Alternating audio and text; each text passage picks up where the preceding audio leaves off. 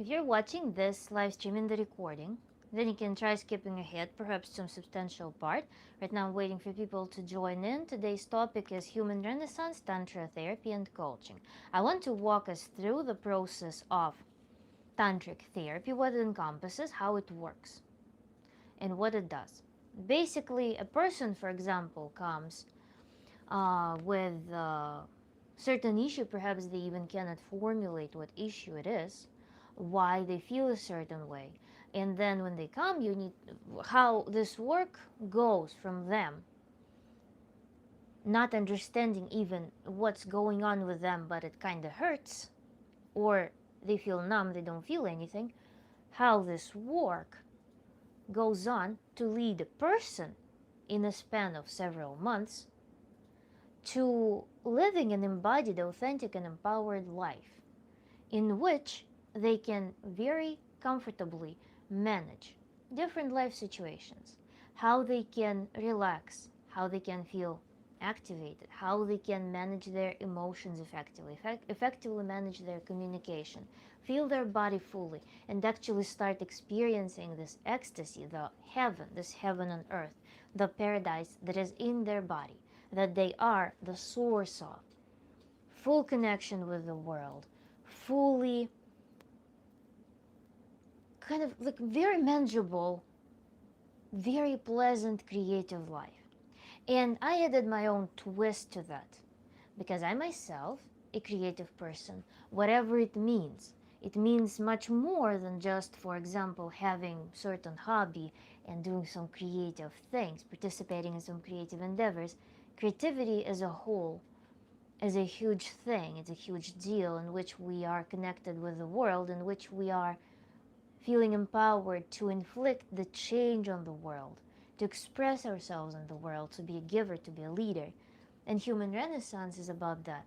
Human Renaissance is about empowering people, empowering the creative people who, for example, faced some inhibitions, faced some social programming, faced some familial programming that made them kind of question their essence, their creative essence, and now they come to the point in which they cannot keep up living in this tension, living in this somewhat suppressed state. The amount of tension that they've accumulated is too much to handle. So those people, those creative people, they sometimes need this push. They sometimes need some help to undo all this programming, to rewire their brain, to rewire their hormonal system, to actually start embracing their talents and living in accordance to their gifts. And this is what Human Renaissance is about. Your video is mirrored, FYI. Whiteboard can be read. This is our beautiful cognitive exercise for neuroplasticity. We're going to read it mirrored, okay? Human Renaissance, Tantra Therapy, and Coaching. Today we're going through the general Tantric protocol, the overview. Of course, it's individual work in every single case. The person comes with their own individual case, individual struggle. Of course, the Tantric protocol will be customized in every single case. But nevertheless, to get out of certain mental trouble, to get out of certain system that we built using dysfunctional adaptations in our mind, all of that kind of obeys the same laws. Or rather, the trauma, the participation, involvement in dysfunctional systems oftentimes causes our body and psyche respond in similar ways, in similar core ways. And this is why I feel like I can talk about some generalized protocol, because certain things are based on generalized principles of how we interact with the world and how we feel ourselves.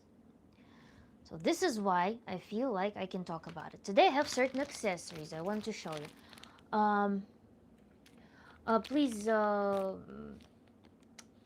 comments would be very nice if you actually write comments that are related to our today's topic.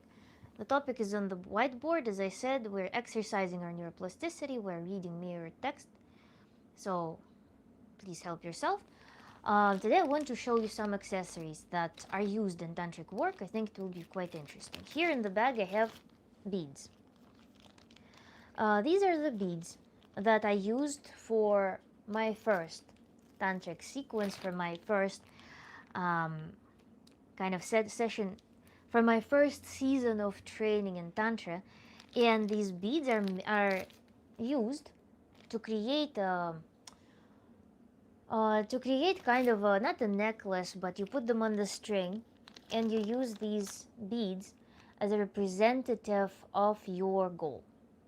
And you know how in life we may have like, if we are to write a wish list for our life, we can have 50, 100, 200 items in our wish list for what we want, how we can describe our life.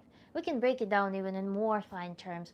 We can refine it even stronger than 200 items if we wish to. If we're very meticulous, very detailed, if we're very greedy, if our skill for desire is very well exercised. But the property of human mind is that we cannot effectively focus on 40 different things. We cannot effectively focus on 100 different things, 10 different things. We can't. The typical capacity or throughput for focusing is 3-4 items maximum. This is where our efficiency starts tanking exponentially. This is why when we think about the tantric work and objectives of tantric work, what do you think about intoxicate meditation? I'm absolutely against. My firm stance. There are no substances in Tantra. There are no substances in normal therapy. It goes against our regulation of our nervous system. So intoxicated meditation and other stuff, totally no. I don't think about it because it's something that lives in parallel with me. Deep meditation, you can enter deep meditative states, of course, if you practice, if you develop this skill, and I don't know what the nature of your question. So, the beads. These beads will symbolize kind of our tantric process. For example, a person comes in tantric coaching or in tantric therapy, and they need to move from feeling the issue very acutely, from figuring out what their issue is about. They need to come from the space of pain. They need to reframe it into the goal, what they want. And after just several sessions, even in the very beginning of tantric work, the person needs to come up with a list of very authentic desires that come from within, that actually form the framework of life that they desire to build. Like right now, they're in some state of distress, pain, anxiety, some possibly physical manifestations of that. They come to a Tantra therapist, they come to a Tantra coach, they perhaps even cannot formulate it. In the first session, the goal of our work is to turn all of this unknown pain, or quite known pain, or the whole puzzle of things that are going wrong in a person's life right now, into a defined, beautiful, wholesome picture of what they actually want. And then the homework of a person is to formulate all of their desires, description of everything, formulate them, and then create an image, a symbol, an object that would symbolize a summary of all of those things. So the person, after the first session, needs to sit, write this list, and combine it all into a phrase, into some new law, into something that they can easily pull out from their mind on demand, and something that they're in full agreement with. And then with this short formulated phrase that is very easy to pull out, that there is no conflict with, that the person is in full alignment with and represents all of their goals, all of their objectives, summarize all of them.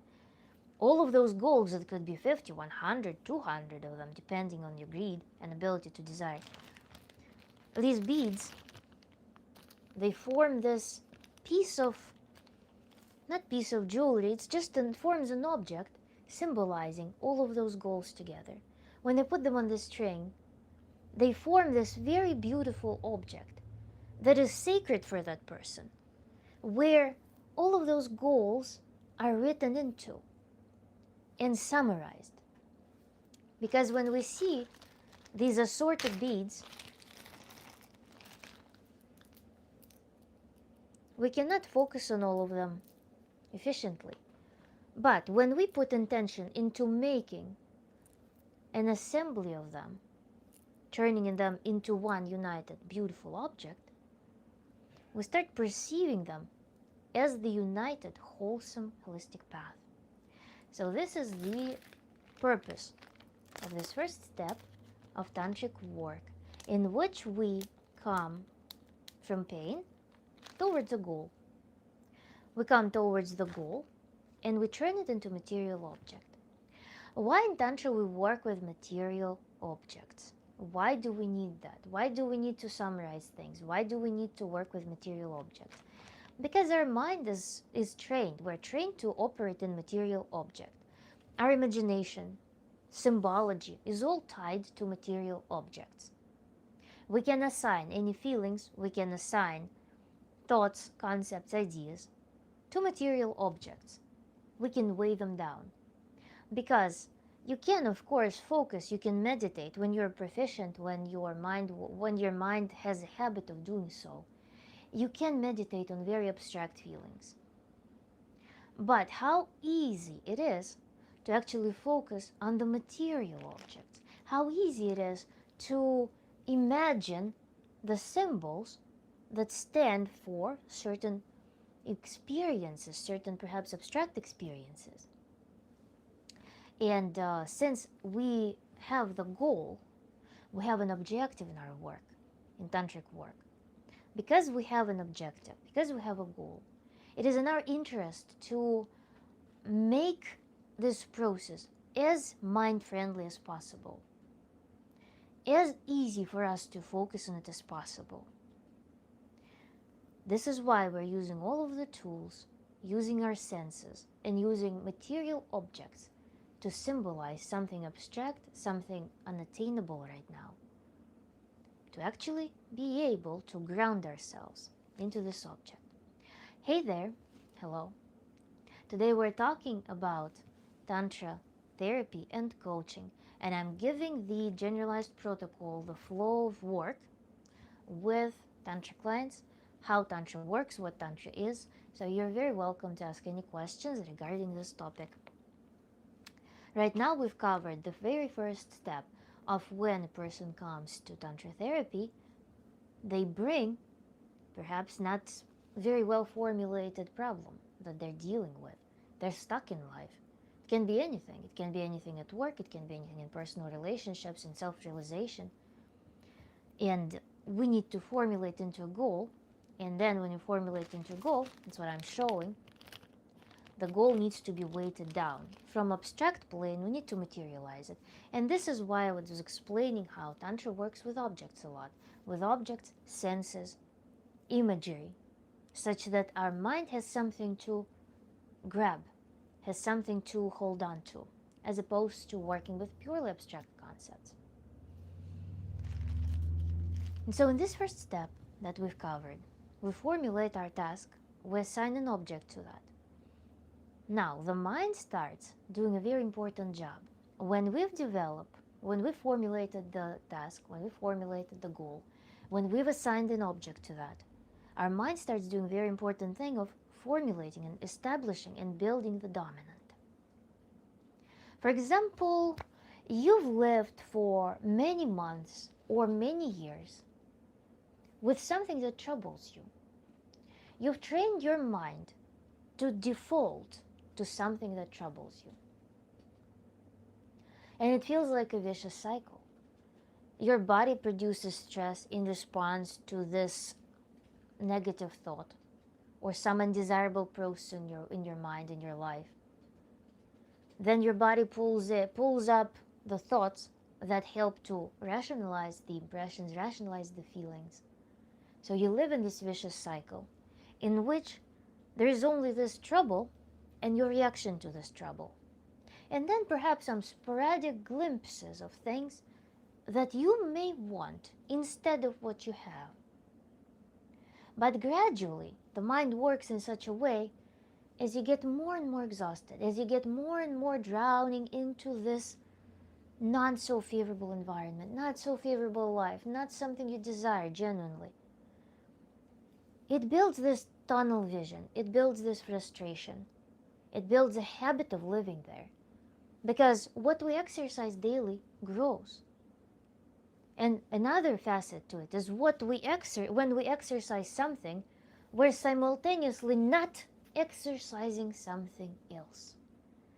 So this is where in tantric work, the next step, after we formulated what it is, we need to start learning to focus on it, such that you, for the first time, in many, many months perhaps, have an alternative. Imagine you're living in a house that's very run down. You know that this house needs to be gone at some point. The roof is dripping. The basement is all destroyed. All sewage system just crashes every month. You're tired of remodeling this super poorly built house. And you realize at some point that you need to build a new good house. And yes, while you're building this new good house, you may still reside in this old house. But you are already building this beautiful new dwelling. And this is what we're doing. Yes, your life is still going to be what it is. But you, at least in your mental space and in your daily life, you're going there in this new beautiful house. You're looking at it, you're thinking about it. You're putting work into it. You're watching it getting built such that eventually you can move into that new beautiful house and leave that old house behind because it's no longer needed. But right now, an important thing, this old rundown house is still your shelter. It's still your only shelter. You cannot just ditch it and leave yourself without any protection. You cannot leave yourself without any adaptation, without any house, without any shelter. It doesn't make sense. It's not gonna work. You cannot forgo something that plays a role, that has a function in your mind, that has function in your life. This is why we're starting gradually. We're starting this new construction. We begin to build our new beautiful house by using objects, by doing daily work into investing our attention, investing some energy, and deflecting our mental energy, mental focus towards that thing. And objects help to materialize that house, this new house that we're building. So we formulated our goals. We turned the pain of the client. You come to me, we discuss what bothers you. If you don't understand what bothers you, we figure it out. And we turn it, we crystallize it into the task. Then we turn your goals into material object. And then you start practicing. So what we need to do at this stage, if we do any work without any system, without any tracking of progress, without any feedback, without actually reflecting on our work, it will be very difficult to acknowledge that we're progressing. Because yes, there are some goals that are measurable. For example, you didn't have a partner and then you found a partner. Or you had some sexual dysfunction and now you no longer have sexual dysfunction. Or you wanted to quit your job, find a new job, you did this. It's measurable. But then between those steps, there are very important milestones that are really important to acknowledge as well. Mary, to me, to you, please. There are very important milestones that we need to acknowledge as well. On the way from the dysfunction to function, what do we observe? Also, how does my body, how does my mind respond to practices? Before I employed a certain meditation, before I employed a certain breathing technique, before I employed a certain body-oriented practice, what did I feel? How was my mental state in that moment? And then after I've accomplished it, what happened to me? Do I feel better? Do I feel different? What are my observations? Did this practice do something to me? And this is why in tantric work we need to employ the tracking system. We need to employ a diary of practice. Then we move on. After we establish this first preparational framework, after we've acknowledged what we need to work on, what we need to do, we need to introduce practices that build the foundation of tantric skills.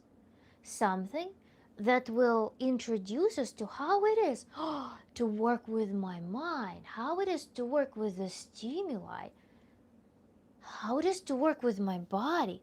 How can I reconnect with my body? How does my mental state reflect on my body? How what I feel in my body can be translated into my mind? How do they work together? How is it my emotion right now? What am I feeling? All of these things are trained with exercises. And so we move on to this new step where we start performing tantric practices. The simplest ones, the ones that will enable our further work.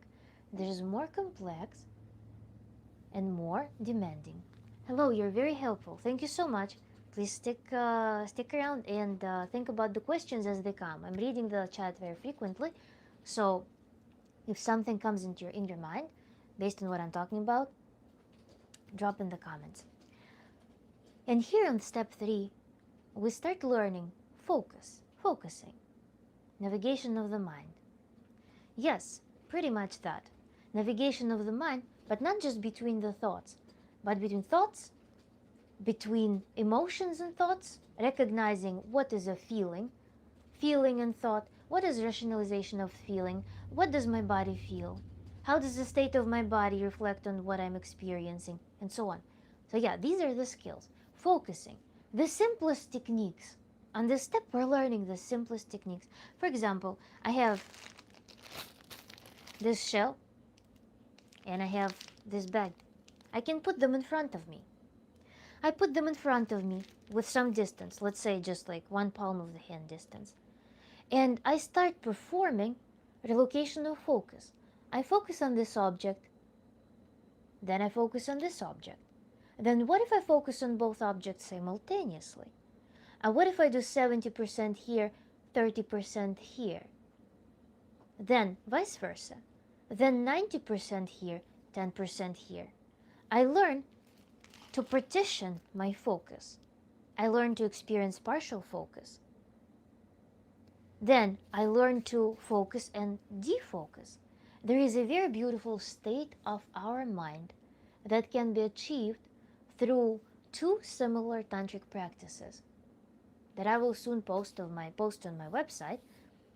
The practices of focus and defocus. It's actually one of the this is a fragment of meditation that I have in my channel in open access right now. When we focus on the object in our mind, we induce the vision of an object. We focus it into a point. We experience the strongest focus. And then we expand the object beyond the comprehensible limits.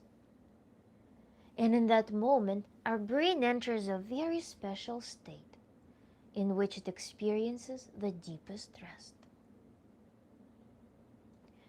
It can be compared, this state, we learn to induce it on demand.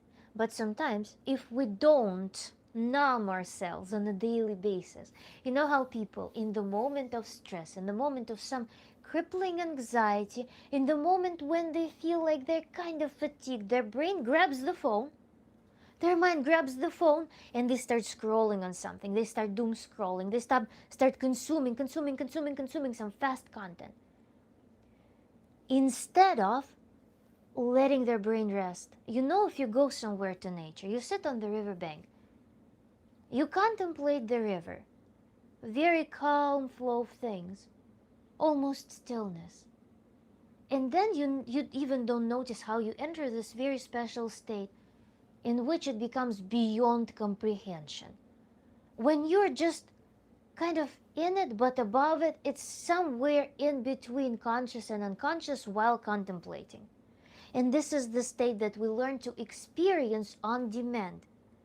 This beyond comprehension, but still with awareness. And this is where your brain is resting. This is when past this, you basically, through these practices, one is to imagine something expanding beyond normal, physical, perceptible things to infinity, to the size of the universe. The second variant of this practice is when the object, when you induce the vision of an object and you blink it. You blink, blink, blink, blink, blink, and then the frequency of blinking becomes so fast that you no longer can comprehend it. And these are 2 points in which the brain kind of gives up on active comprehension and enters this flow in which it starts actually processing information. This is when brain starts compartmentalizing information. This is when your internal library gets sorted. This is when brain starts clearing out information you don't need. And this is a very powerful tool. I personally, the practice of focus and defocus, several months after I started practicing it, I realized that my brain started defaulting to it when I'm solving difficult problems. Or when I'm solving, like, even strategizing my life, I noticed that from this super hard anxiety producing process, I now snap for several seconds. I snap into that rest mode, sorting mode. And that evens out my emotions. It prevents me from entering the anxiety of overthinking. It prevents me from anxiety of overwhelm. My brain takes several seconds or maybe several minutes to do this sorting work. And then I'm back to very efficient thinking. This is a super beautiful tool that has many years of applicability. But focus and defocus can be first used for basic resting. It can be used for thinking. It can be used for creative thinking process. It can be used amidst conflict. How beautiful it is to be able to take a pause in the middle of the conflict, defocus, understand what is happening, and return back and actually focus on the objective on the conflict. Nice, I like you. Thank you, guys. We must allow the mind to rest. Yes, absolutely. And nowadays, I want to reiterate this thought that people don't let their mind rest. They default to quick consumption instead. Unfortunately, we don't have an opportunity often, if we live in the urban environment, we don't have an opportunity to, for example, just contemplate a tree, contemplate a flow of water, contemplate the sky. Rarely, when people can do it, especially in the moments when they need it the most. Imagine, when I was in the grad school, I was in engineering grad school, and my cubicles were gray walls. There was no rest for the mind. And that was actually the first time when I experienced an overwhelm of the mind. I had 2 big screens, had a notebook, and I had 3 or 4 concurrent tasks that I needed to heavily focus on. And this was the first time when I reached the overwhelm that I never experienced before. And at that moment, I felt like it was over. I was nervously exhausted, physically exhausted, and mentally exhausted, and my brain just could not solve problems anymore because I was multitasking too much without any rest in this gray cubicle, without any possibility of taking a break, with my only break being my brain was defaulting to grabbing a phone, for example, scrolling social media like for 5 minutes from time to time. At that day, I left the work a little bit early. I took an Uber. I laid down on the couch, staring in the ceiling for 1 hour, and that regulated me. That allowed me to go back to my normal state of mind. But that was the moment of that extreme overwhelm. Mind, body, and soul are very important. Yes, absolutely. And they must be in alignment. They must work all together.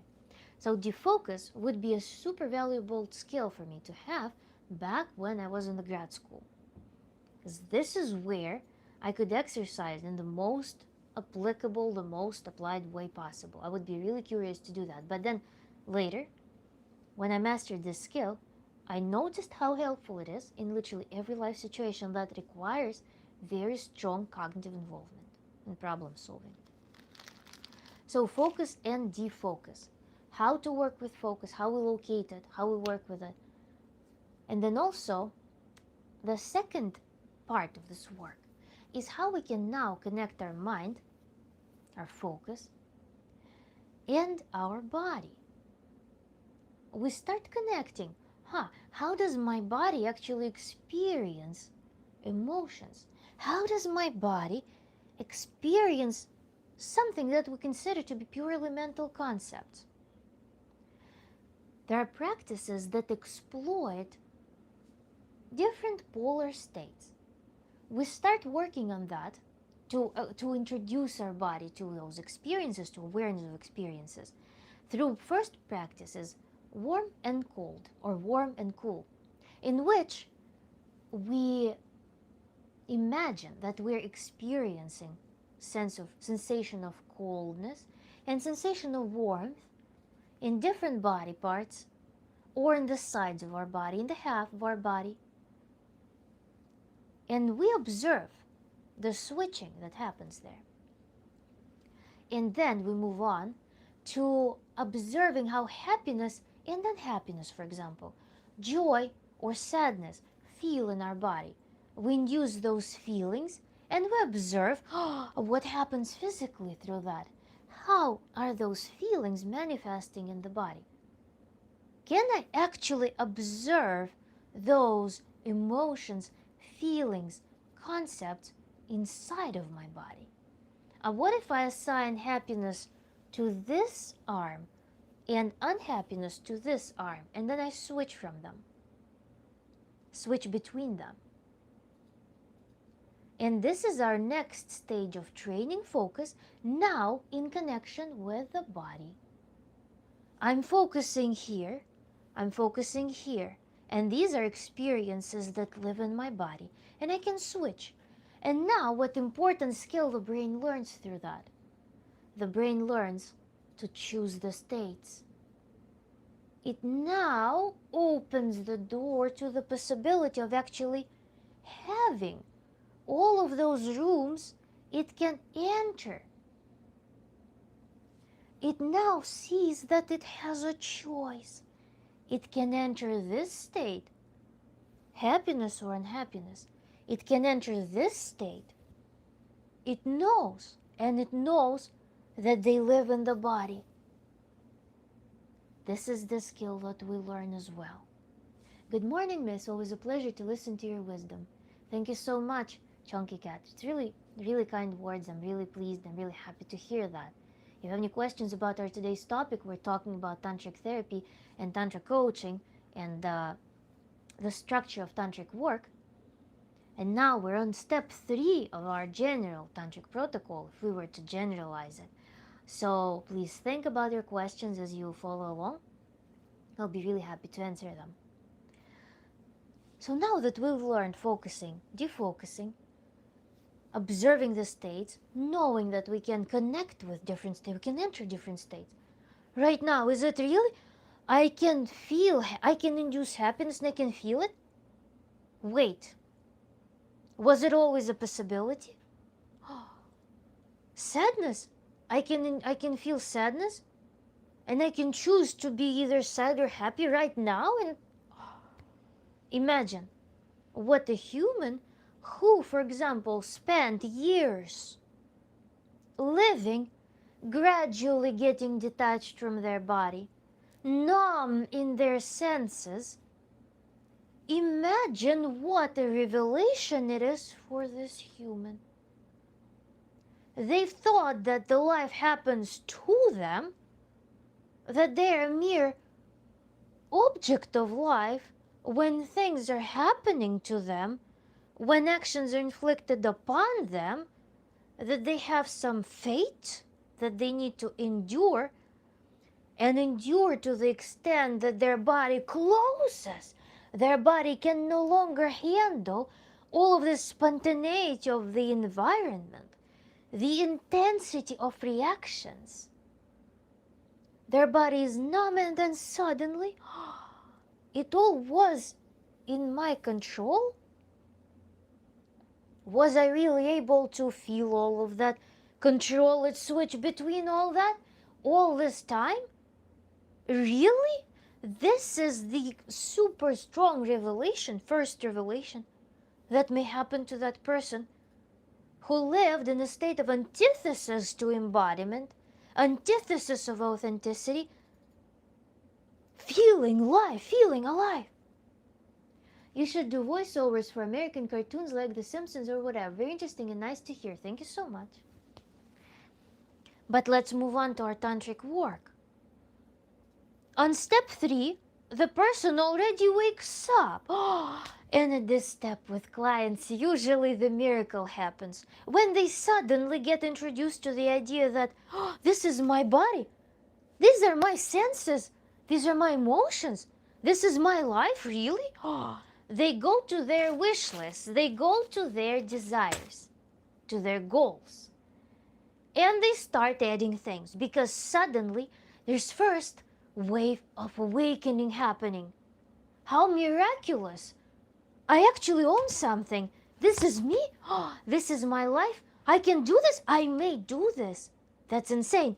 So they go to their wish list and they rewrite it with new spark, with new ignition. And we're only on step 3 out of, in total of 13 steps, plus some supplemental practices on the path of tantric work. Our today's topic, whoever joins, Tantra therapy and coaching. And I'm going through the general protocol, the structure of tantric work and what it is. Because for many people it's not clear. I don't think that is quite apparent for people what tantra coaching, what tantra work, what tantric lifestyle really encompass.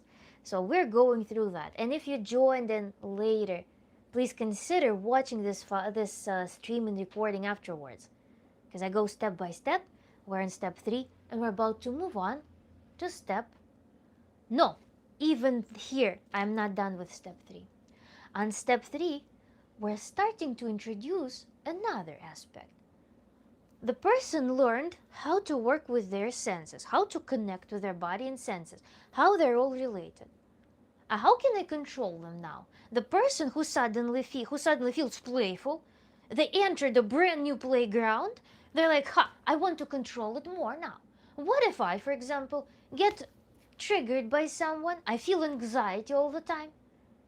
I very easily slip. I explode to every irritant around me, and there are so many irritants in the world of such person. They're constantly plugged into so many things that trigger their emotional responses. Now, the person demands, who start being embodied, they demand the tools. How can I control it? Or, for example, a person tends to be depressed, melancholic, very low vitality. What to do? We introduce breathing practices.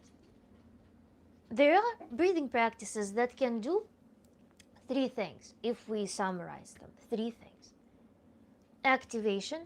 So you are all living in this grayish background life.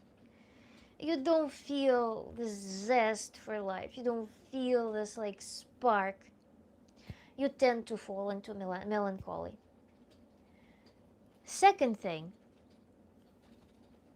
from activation, helping this person activate themselves, have this energy, finding energy.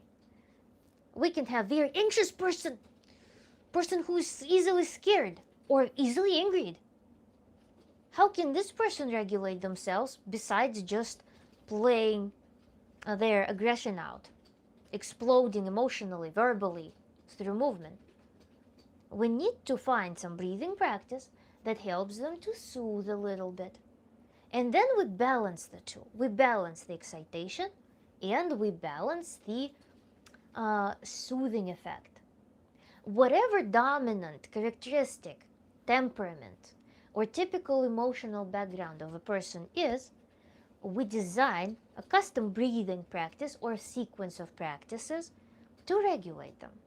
So the person will receive a couple of tools that they can use on a daily basis, several times a day, or before bed, like as an exercise to overall regulate themselves, or several times a day, with breathing, in which we can switch or activate sympathetic and parasympathetic nervous system and balance them. There are practices with Kapalabhati. There's cold Kapalabhati with the tongue out, and there is hot Kapalabhati performed through the nose. Very energetic, pumping breathing, focusing on the exhale. And these are done in conjunction with alternating nostril breathing. And depending on the pattern that we choose, we'll be activating different responses, different somatic responses, and the regulation of nervous system. I could listen to talk all night. Amazing. Thank you so much. We're here for probably 2.5 hours or 3 hours in total, so probably 2.5 hours more. Thank you so much. So enjoy and ask your questions if something comes to your mind. I'm very happy to help, very happy to answer, very happy to build a dialogue as we go through our steps. So these breathing techniques come in very handy, and they become this other thing that empowers a person to further move them from life happens to me to I live my life. Because also another thing, our brain wants to control. We have the trait, we have the function to control. But oftentimes people control things there and then. Their mind moves away because of this habitual numbness, because of this defensiveness of body and mind.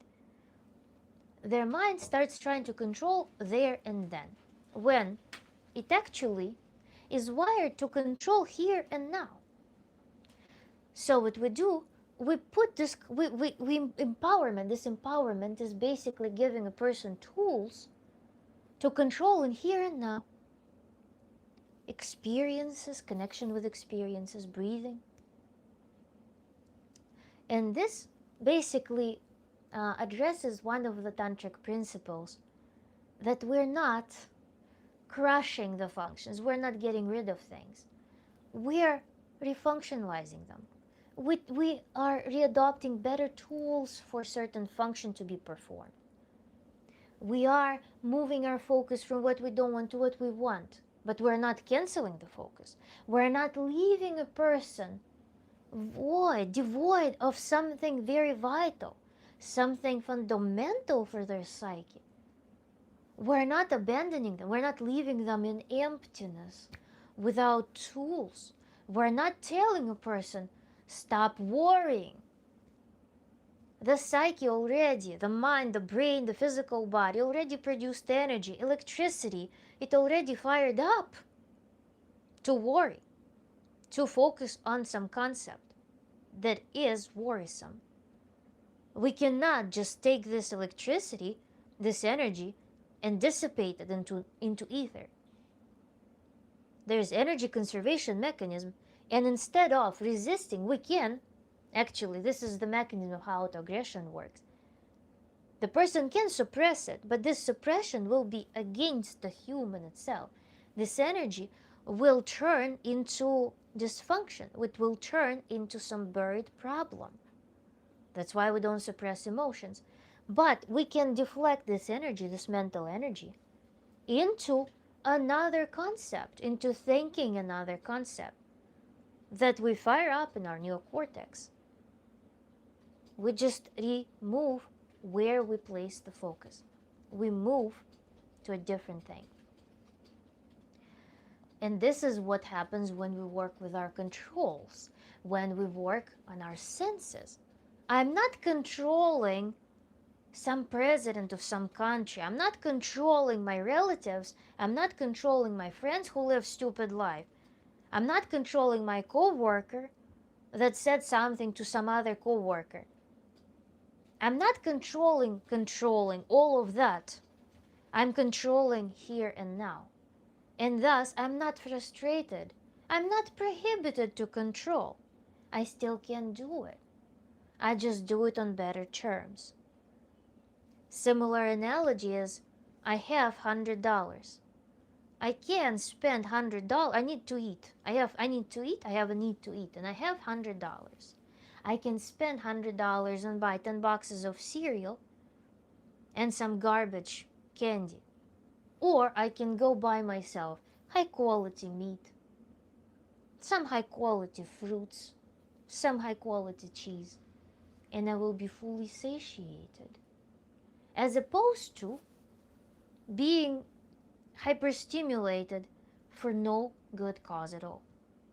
This is the principle.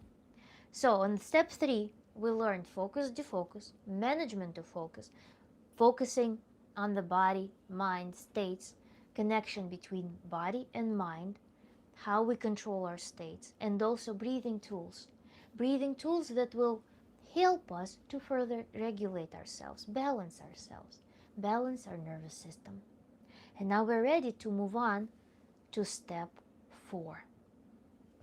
In step 4, we are continuing to track our progress because remember, it all started with this first conversation. What is going on with you? Why? What is happening in your life that you need help? That you feel like you cannot do it alone anymore, that you are stuck. From that first conversation, in which a person is lost in their trouble, we moved all the way now to feeling what is happening to them, what they want, and how they experience things. The experiences in the body, in the mind. They now know. But now we need to, you see, when we shed this first layer of numbness, when we reconnect with our body, we perhaps will start acknowledging that, I haven't noticed all of this. I literally lived with all of this discomfort all these years. And we needed these first 3 steps to happen for the person to feel the dysfunction, to notice more of what's happening. Because initially the client comes and they just hurt. There's so much overwhelming stuff going on in their life that sometimes they cannot sort through it. It's just a huge cloud. It's a huge gray rock. Whatever associations with problems you may find in your psyche, whatever imagery you may assign, whatever comes to your mind is a symbol of that overwhelm. They come with that and they just want to start somewhere. And we started somewhere. We found their path to themselves, their connection point. And as I said, oftentimes a client will start revisiting their wish list. They will go and they will type, I want this, I actually want this, I want this, I want more, I want this, I want to do this and this and this and this. At the same time, they will start noticing that, this was a problem all along, I didn't even know this was an issue. Or, it was my problem, I thought it was my partner, but it's actually, I actually have this thing. This is why we continue the conversational therapy all the way through. As we progress with our practices, we keep our diary going. But we also see what happens in the mind, what our brain now has capacity to process. Because before, it needed to cope. A lot of the energy, a lot of the mental power went to coping. Now it actually can start sorting through. We mastered defocus, we mastered deep brain resting. Now brain is like, okay, back to work. It finally recharged, it reignited to start sorting things. And here we make an emphasis on relaxation techniques. This is where the person starts performing a very, very special, very delightful, very, very pleasurable, super impressive, and its even immediate effects technique, which can be known as Yoga Nidra, as one of them, but then other relaxation techniques that can be customized to a person depending on their preferences. But the technique that I want to describe to you is called full body breathing. Full body breathing is the ultimate pleasure, is the ultimate thing for people who are going through Tantra coaching. And this is the favorite of my clients. This is the favorite of my fellow Tantra students when I was studying it. It was just the best thing that happened to most of us. And when you first do full body breathing, you may experience the spectrum of feelings, from ecstasy to full body pleasure to the rest that you haven't experienced in so long. Pleasant tickle through your body. Likely, you will not be able to to stay awake till the very end of it, because this practice works as this body focused rhythmical hypnosis that relaxes you so deeply it's likely that you will fall asleep, or at the very least you will likely enter some altered state of mind. One person I performed this practice on went into some analog of lucid dreaming, but in a very pleasurable state. It was a super cool experience for them. Other people just fall asleep, drift to sleep. They stop having, for example, clenching teeth. This is a miraculous practice, just miraculous practice. You should subscribe to my newsletter on my website, and I will notify you when I post this practice on my website for you to download and use it. Oh my God, it's the ultimate thing. Teeth clenching stops after just one or two meditations like that. The meditation is 20 minutes long. It's performed before bed, at least 5 times a week at this stage. And it reformats you. It's another huge milestone, an impressively effective milestone that will just strike you. You will be questioning, was it always possible? I didn't know that it was possible, type of thing. Oh yeah, you're an angel on earth, so beautiful. Thank you so much for your kind words. We're talking about Tantra therapy and Tantra coaching. Please ask your questions below. We're on step 4 right now of undoing multiple years of numbing yourself, of disconnecting with your body, and turning it into a very joy-forward, ecstatic living. And in total, there are 13 steps plus supplemental practices. We're on step 4 right now, in which we're discussing the introduction of relaxation techniques and their beautiful effect. The relaxation techniques are necessary at this stage not only because you need some further regulation of your nervous system, but also because at this stage a huge transformation commences. And to actually take this change, to actually embrace it, to be able to live with this change without overloading your nervous system, you need some tools for actual very deep, very full body, let's say, with full body, full mind relaxation effect. Very powerful practices. And this is why we introduce this practice at this stage. Otherwise, what will happen? If a person starts being overwhelmed now, they were overwhelmed with certain difficulties in life, if they were overwhelmed with dysfunctional lifestyle, if I, as a coach now, as a Tantra therapist, I will introduce to them all of these practices, they start getting overwhelmed with new things. Their nervous system is only recovering, and there is a flood of new things happening. They uncover the ability to desire more. They uncover more vital energy suddenly. But just as with fitness, just as with stretching, just as with learning anything, our brain has some throughput capacity. We cannot force it to embrace a lot of, like, a whole flood of information. We cannot force it without any preparation to pass through a ton of emotions, a ton of impressions. We cannot do that.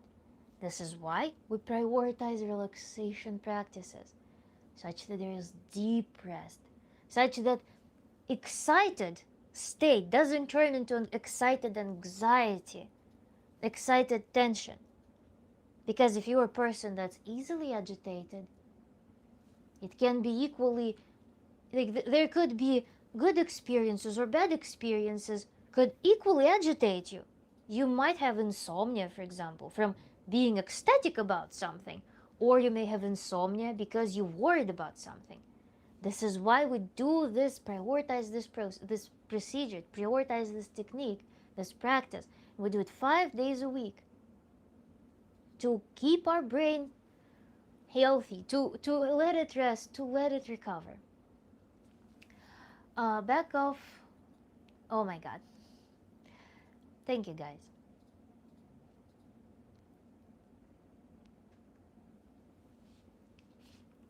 The chat is being very cute right now. If you have any questions or comments about the topic we're discussing, please feel free to share. It's not meant to be a lecture. It's meant to be like somewhat feedback-driven work as well.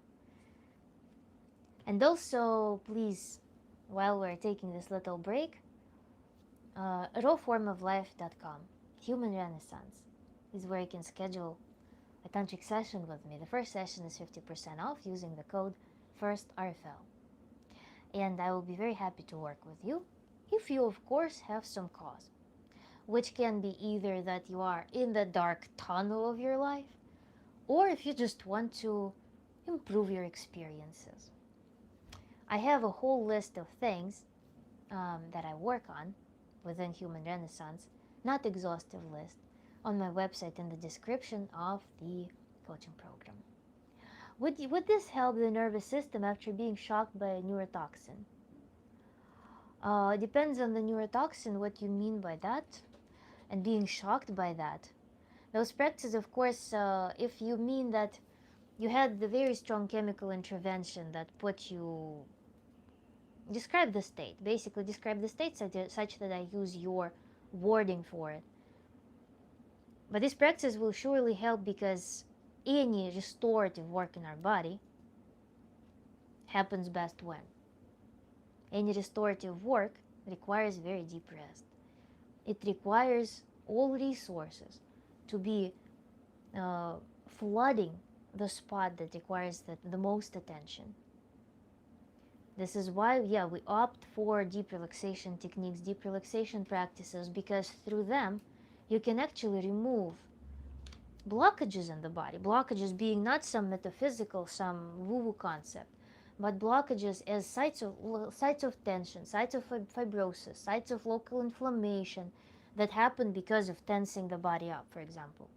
Deep relaxation, somatic work, massages, reconnection with the body, plus the mental work, working with your mind, changing the dominant, reframing your baseline mind functioning towards, again, this relaxed, more joy forward, better regulated state will inevitably benefit any recovery. If you want to supplement any physical recovery with something, of course, being equipped with relaxation practices and in general connection with your body will be a huge aid.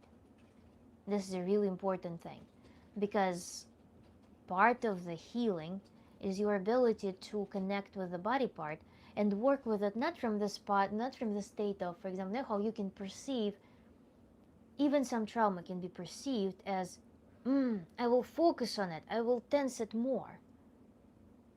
And this is not going to help any healing.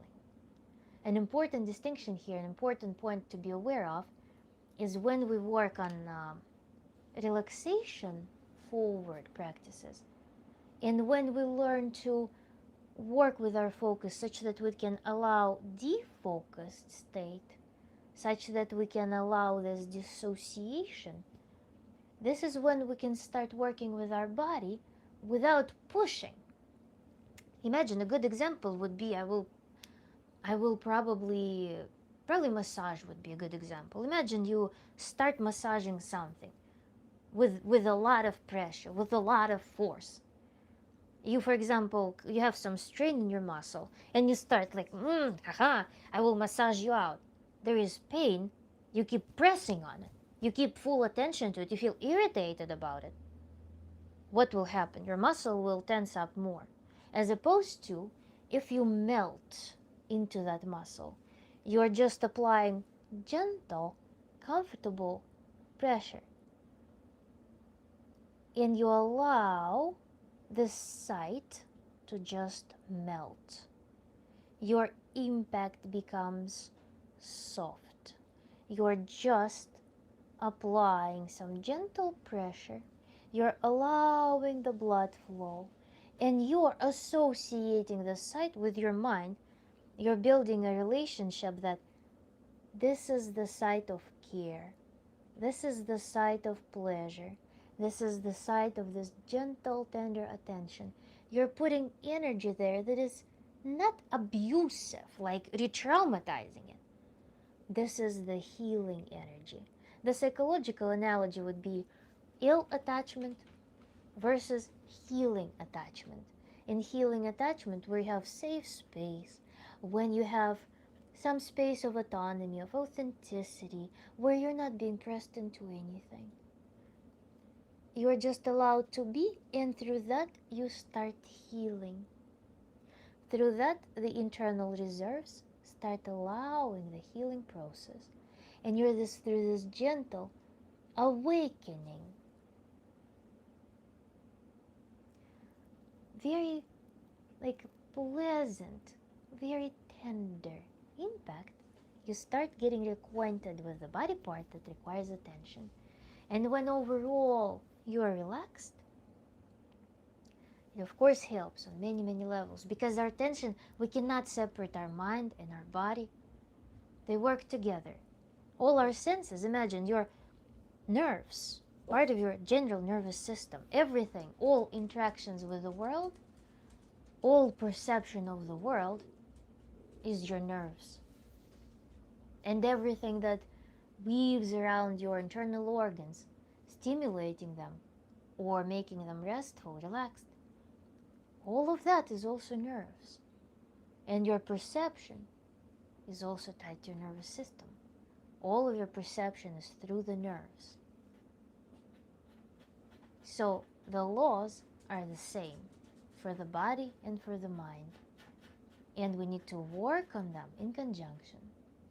So in the step 4, we've covered the relaxation techniques, and we've covered the continual communication work. We've covered the conversational therapy with the person to track their progress, to see how they're moving along in their recovery, to see how their mind, their consciousness now changes in response to their physical, to their psychological changes, how their concepts morph, how they transform.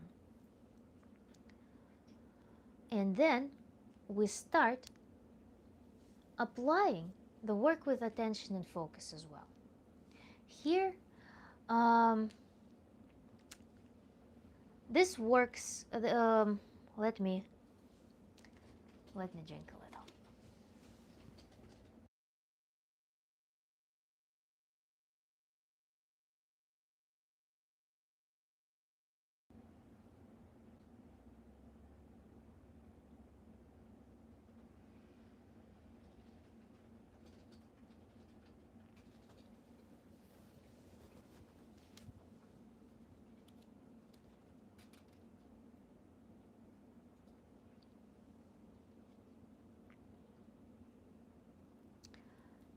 And then our person who we've been working with, now they're bringing all of those skills and they're going to the outer world.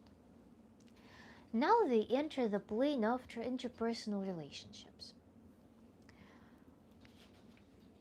At this stage, our client is still doing the breathing practices. Perhaps they take on different shape. Perhaps they get different schedule. Perhaps we start prioritizing different things. But then we also need to start seeing how our new psychological function, how our new concepts, how our new regulation, how it works in the daily life. Now that I've discovered on the previous steps, I've discovered how my body can have these experiences. And now when I talk to people, when I go to the store, when I go to work, how can I actually apply that? The skills that we've learned now start spilling out into how we manifest ourselves in the world. I'm very aware of my senses. I'm very aware of what's happening right now. I start thinking, okay, this event, this conversation right here, it used to trigger me to be very aggressive, but now I see that it triggers me. What can I do with this feeling? We start having this observer, and at this point, we introduce the skill of actually moving our consciousness, moving the electric charge of the emotions, of feeling certain sparks that spontaneity of daily life oftentimes induces on us. What can we do at this step? How can we work with that? Our skill of working with focus, our skill of feeling our emotions, of actually being aware of our feelings. We're no longer numb. We're no longer protecting ourselves from the environment, from the feelings. Now that we're embodied, now that we feel, and we know how to work with focus, work with our attention, locate our attention, when we know how to use percentages of attention, and this is practiced all throughout, now I can go to the store, for example, and some person upsets me there, or I'm on the road and there's some road rage. This sparks an emotional response in me. It's normal, it's a natural adaptation. When someone does something aggressive towards us, it's normal to experience aggression back. But we live in a civilized world, and we live strategically. We cannot, and we don't want to, just use this aggression to punch a person, for example. But we need to do something with this emotion. So somebody on the road, somebody at the store said something to me or did something to me. I feel this rage. But on the first step, I formulated my goal. I know what I want from my life. At this stage in life, I have a priority. And throughout all of the practices that we've done, what I didn't mention to you is that in the end of every relaxation practice, in the end of every technique that puts us in this blissful state of mind, in the end of every of this, we actually we focus on our goal, on that short statement that fully encompasses the image of what it is we want, the state that we want to experience as our baseline. Something that became the amalgam of all goals that we portrayed for ourselves. So, at this point, whenever we encounter spontaneous irritants, some aggression that induces a lot of feelings in us, we can now deflect this energy and focus on what we desire. And I will give you an example from my life. I used to envy my coworker because I was on the project that was really bizarre. It paid a lot of money, but was not necessarily creative. It was just like performance driven. And I really missed my previous project. I really missed doing something else because for the time being, I was just getting exhausted on this project. It was so boring. Creative was really boring. And my coworker was on a very interesting project, very creative, with so many things to try, and I had ideas for it. But it was not easy. It was not bureaucratically easy to just swap the projects or join in. And plus, also, it was not my priority. It was a very irrational envy because I was on track to accomplishing my work, to getting my degree and moving on. That was my goal. But I was forgetting about that in the moments of envy. And sometimes when I had difficulties, when I struggled to feel motivated enough to do this work, but I still had to. I felt this resistance. Sometimes in those moments, I would fall into envy because there was something so interesting to do. I imagined that as like, wow, if I was doing that, it would be so cool. And at some point, I rebelled because it was giving me bitter feelings that I had just buried inside. There was nothing to do with those feelings, they're not productive. So I formulated for myself, okay, what do I want to do? I want to graduate really quickly. I want to graduate really soon. I also want to develop my YouTube. I really want to develop, back then I had my artistic Instagram, and I also had the YouTube channel that I was giving lectures in Russian to people who were interested in going to American universities. I was teaching them how to do it, what the process looks like.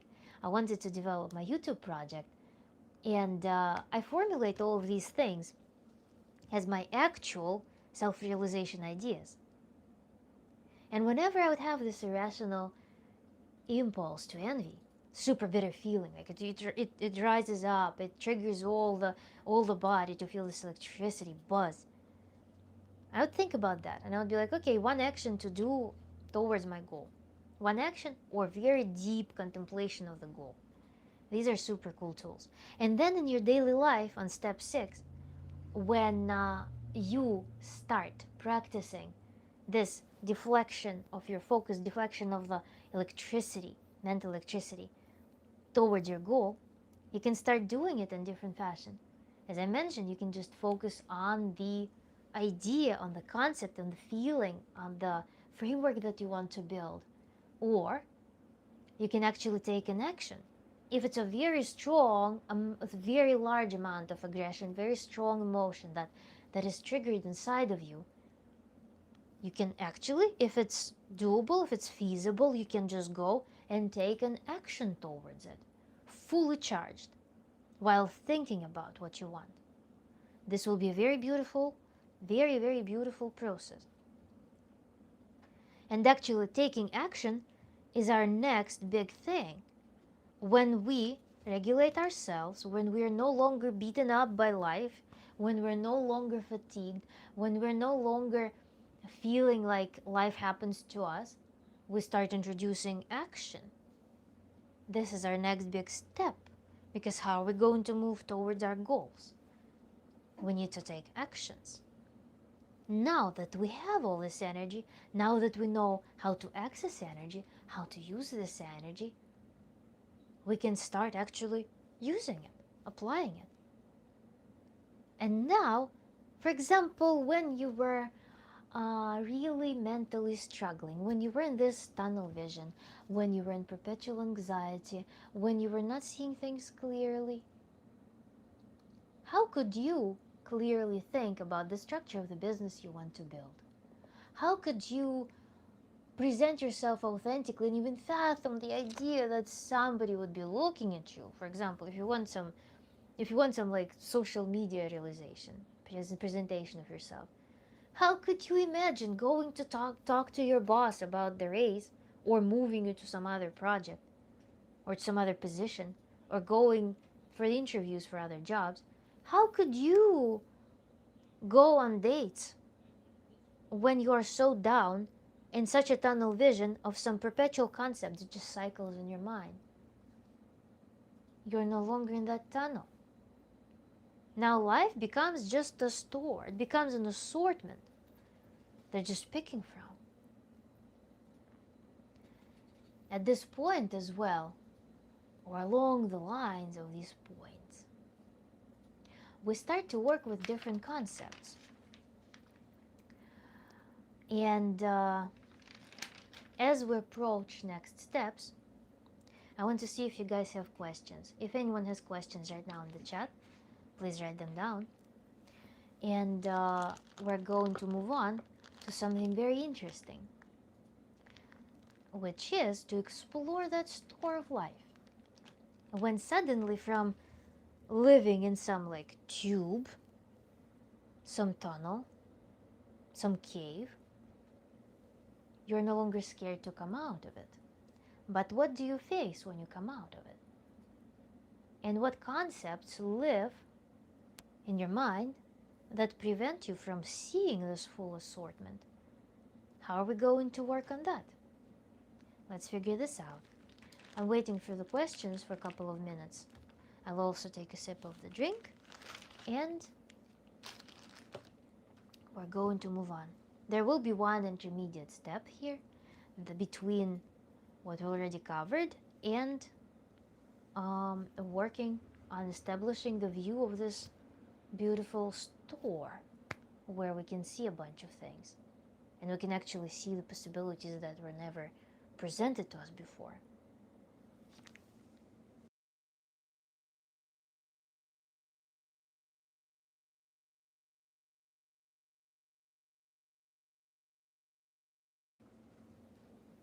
If there are no questions, then I'm going to move on. So as we proceed with our tantric work, we make a list now. We need to observe everything that happened. From the point when the client came to this process to now, what was accomplished? How does it feel? What is the new background of perception of reality for this person? How are they experiencing just daily life? How are they experiencing their body? How do they sleep? How do they eat?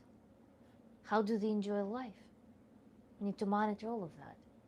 Also, if there are any changes, like some changes in the outer life, what are those? We observe them. And we need to introduce to our diary, to our practice diary, to our tantric diary, the registry of every change, every observation that is coming. Because the psyche changes very gradually, very, very slowly, very gradually. And we get accustomed to the new positive changes very rapidly. Sometimes we can lose awareness of something that we've learned, some new tools. And this is why it's valuable to actually keep track of those. But now let's look from step 7, let's look at step 8, in which we start seeing the world differently. And this is a very, very interesting and creative work that you will be accomplishing with the help of the Tantra coach. And this is the work on the facets of your sexuality that also spans beyond your sexuality, that spans onto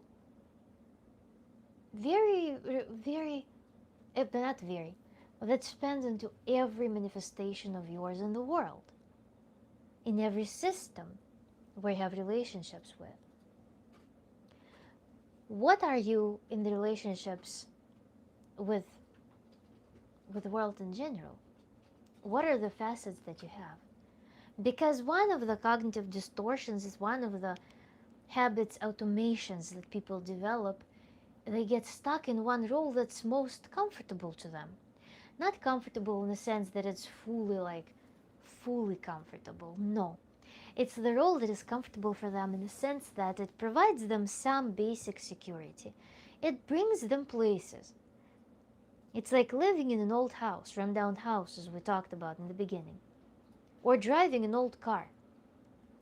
May not be pleasurable, may not be good, sustainable, may require a lot of maintenance, may require a lot of unpleasant things, may require a lot of resistance, dysfunction, but at the same time brings you places or provides you shelter. So you find sometimes, often that we find the role that enables us to live. Imagine the person is numb, the person is detached from their feelings, but they need to get things done. They still need to take all of this survival under control. They still need to perform in their survival areas. So they find a role that allows them to do this survival.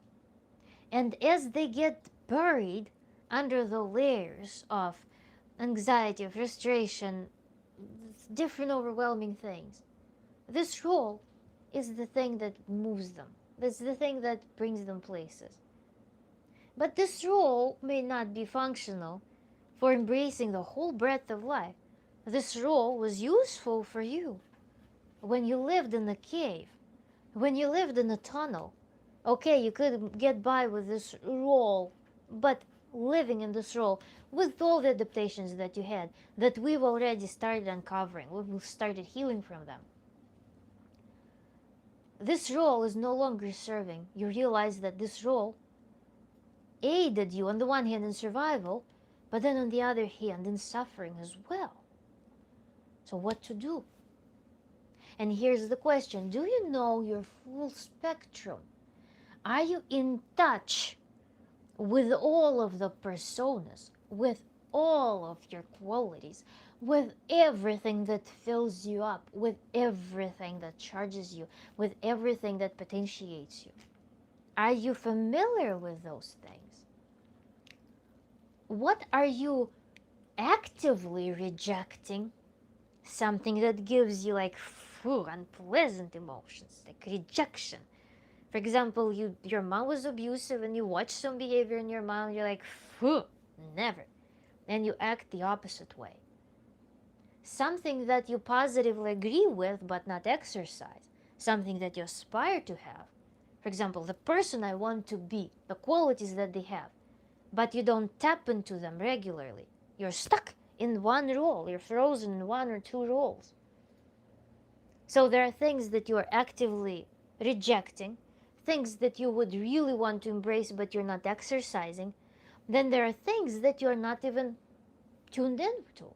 You have them, but you don't think about them. You're not aware of them.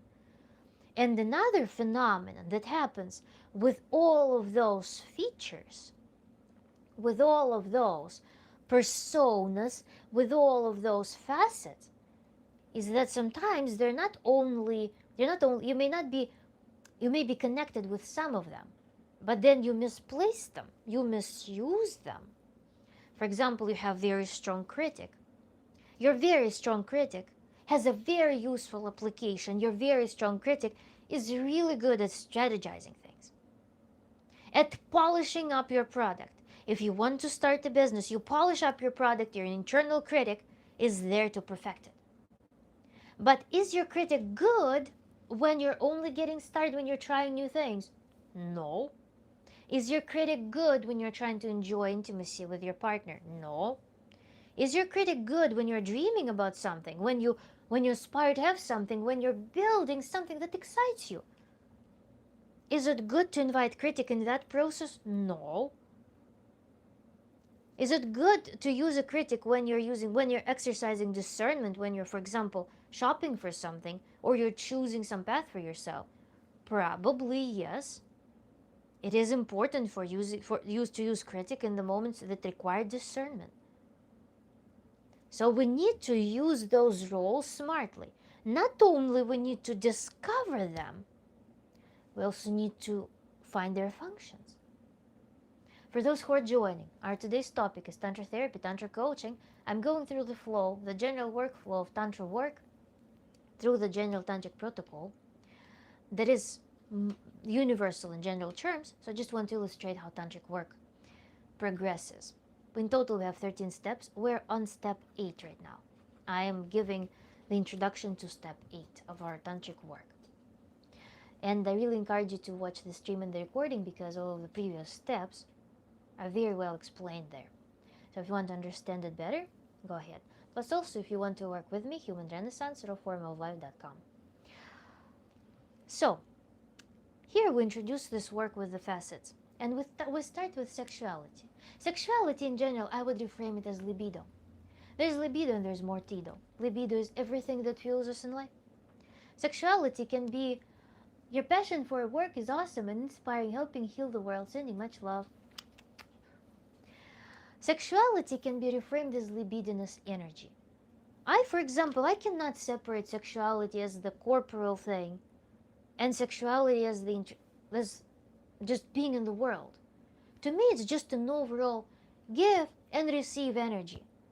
This is the state of flow when I allow the flow of life to go through, when I allow myself to give, to contribute to life, when I contribute my pulse energy. And sexuality and libido, they can be placed in different spots. I clearly feel sexuality that comes from here, from solar plexus. I love clothing like this because I feel, and I love walking like this. I love to have good posture because I feel it projects my intention, it projects my feeling, my kind of like enthusiasm, my love for life. This is how I project it to the world. This is how I project it through communication and creativity.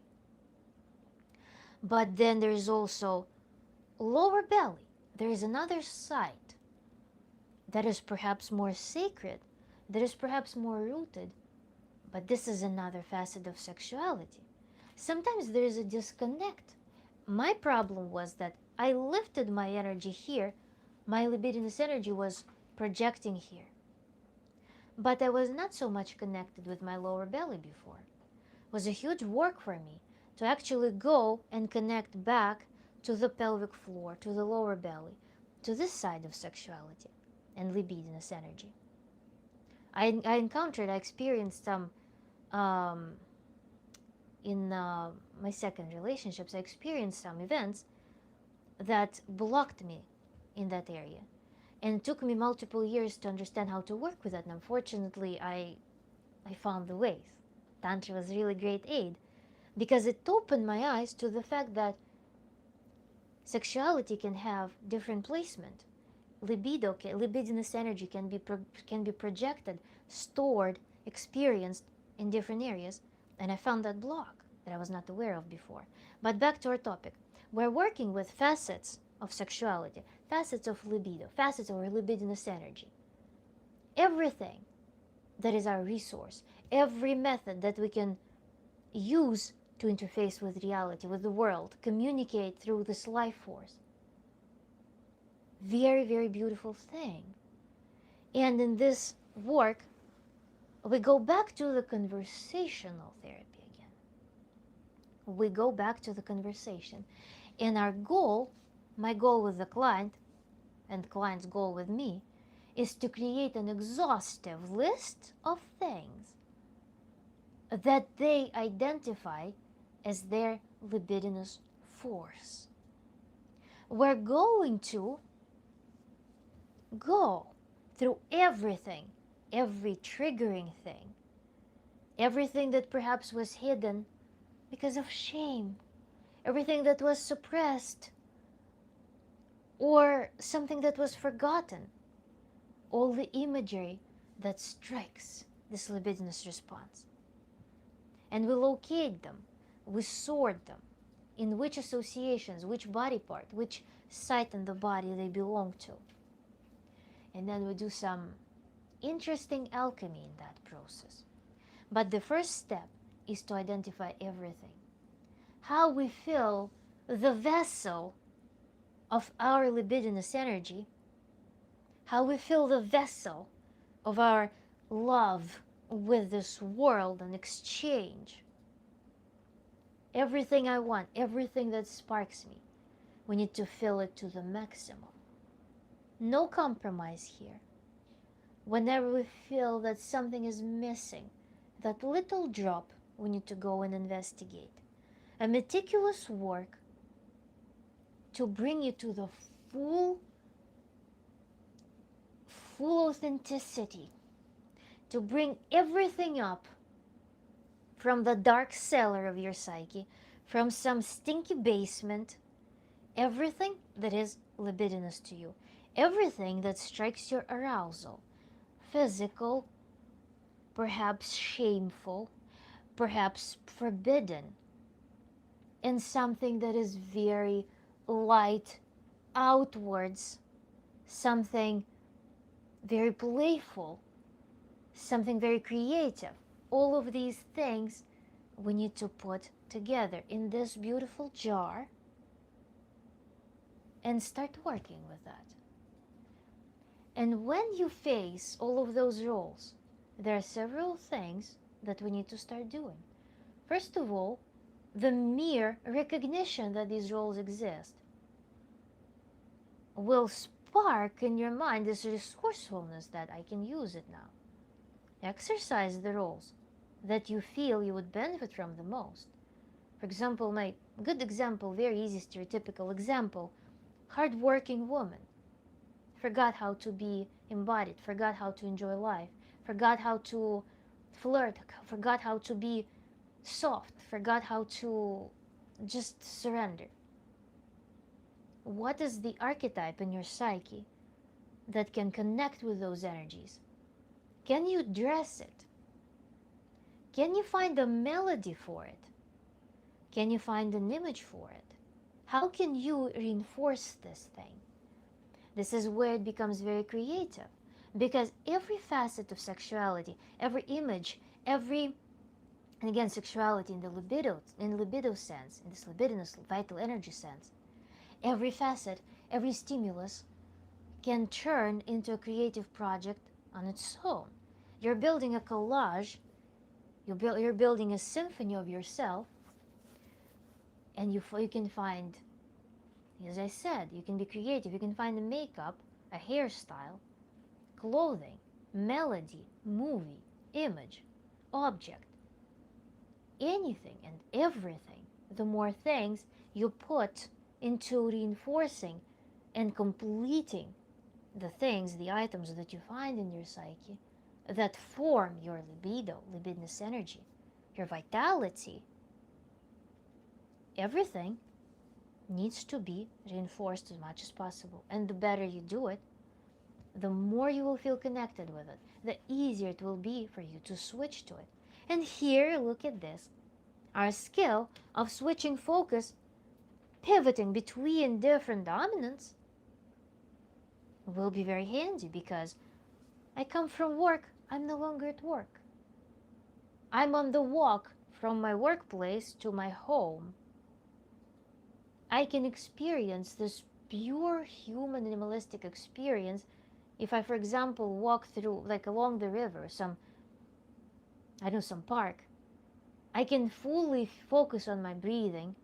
I can fully connect with some perhaps poetic image, poetic component of my libido. I'm walking and I'm absorbing all those experiences from that role. I left because I know how to switch. I left my work behind. I can fully surrender to this new experience in the newly discovered or newly ignited facet of my libido, newly ignited facet of my vitality. I come home, I'm a mother, I'm a wife. I switch between these roles playfully. My husband doesn't need me to be his mother. He wants me to be his mistress, his wife. I'm switching on that role. When I'm with my child, I can be playful. I can be a strict parent. I pivot. I have this flexibility. But with these facets, you actually meet yourself. You meet yourself, not, as I like to illustrate, people like to find some identity to hold on to. And this is this living in the cage, not cage, cave, living in the tunnel. You hold on to this one thing, one identity of yours, you hold on to it. No, you don't have to. You can shop for a multitude of things and experience life fully through that. And through this work, the side effect of this thing, very important, beautiful side effect, is every role that you tap into, every role that you discover, comes with resources. When you only have one role, you only have one stream of resources. Have you noticed in general that whenever you start interfacing with something, with some system, you start receiving resources from there? And the problem that people have sometimes when they're fatigued, when they don't know how to manage their time, when they don't know how to manage their resources, is that they try to seek resources from one spot, from one role, from one archetype, from one function. But to get access to an inexhaustible amount of resources, you actually need to connect with the system. You need to bring yourself in a state in which you can have access to it. So every archetype, every role that you discover through this practice, every role will be giving you energy. And now, whenever you connect with every image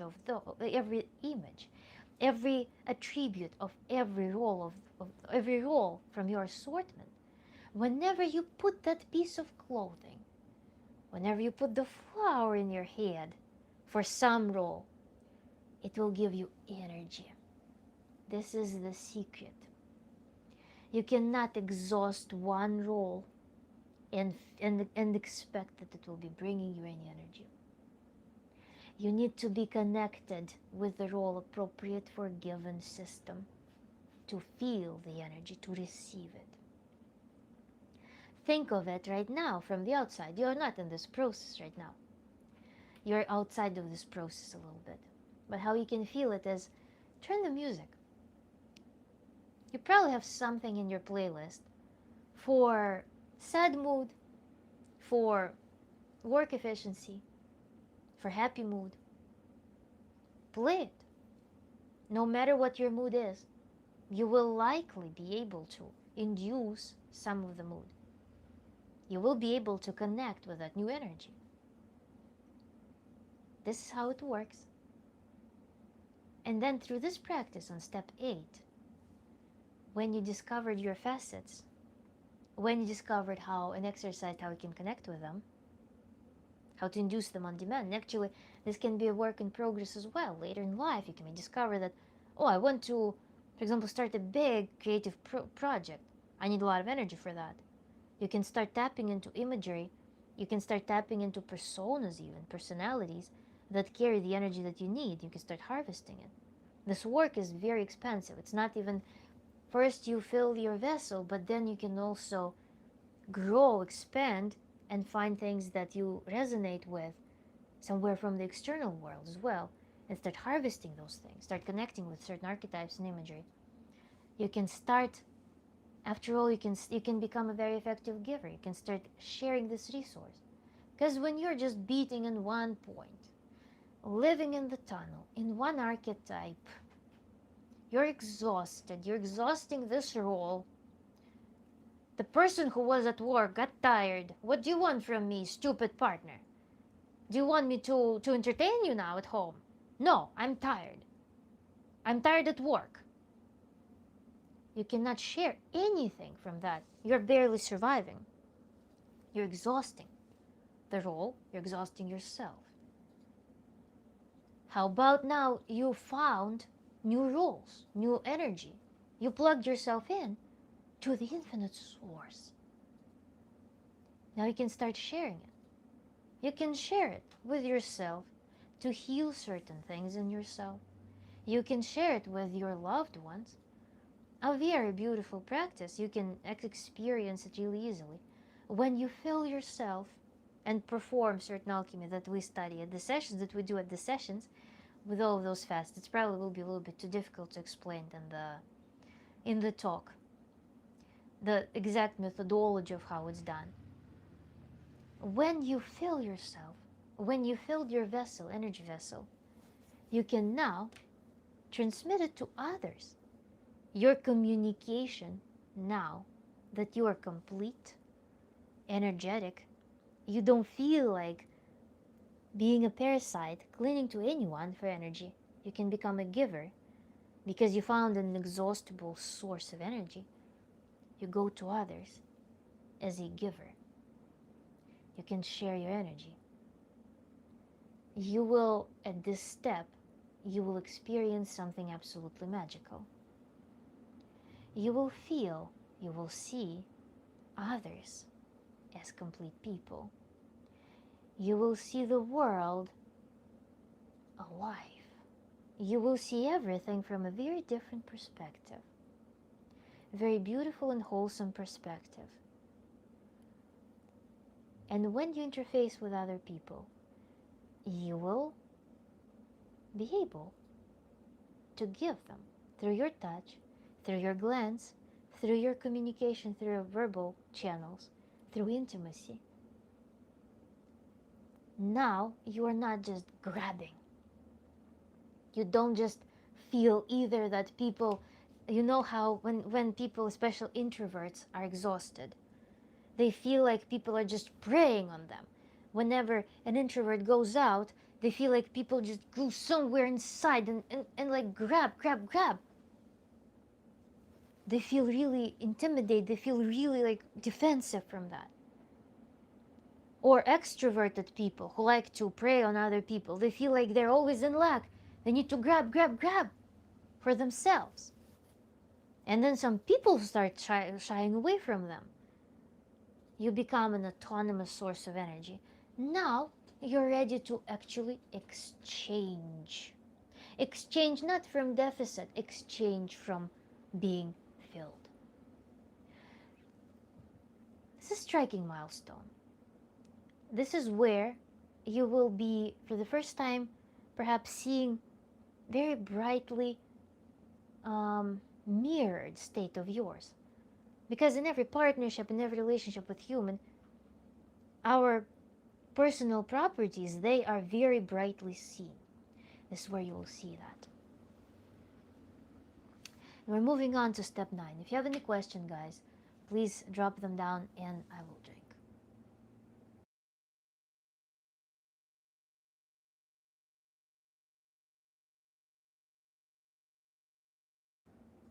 In general, how's it going? And if you have any questions, I'll wait for 1 minute. And we're going to move on to even more intense things. Drop the reaction if you're enjoying the stream. Or I imagine also some people probably just have their phone laying around somewhere or laptop just listening. So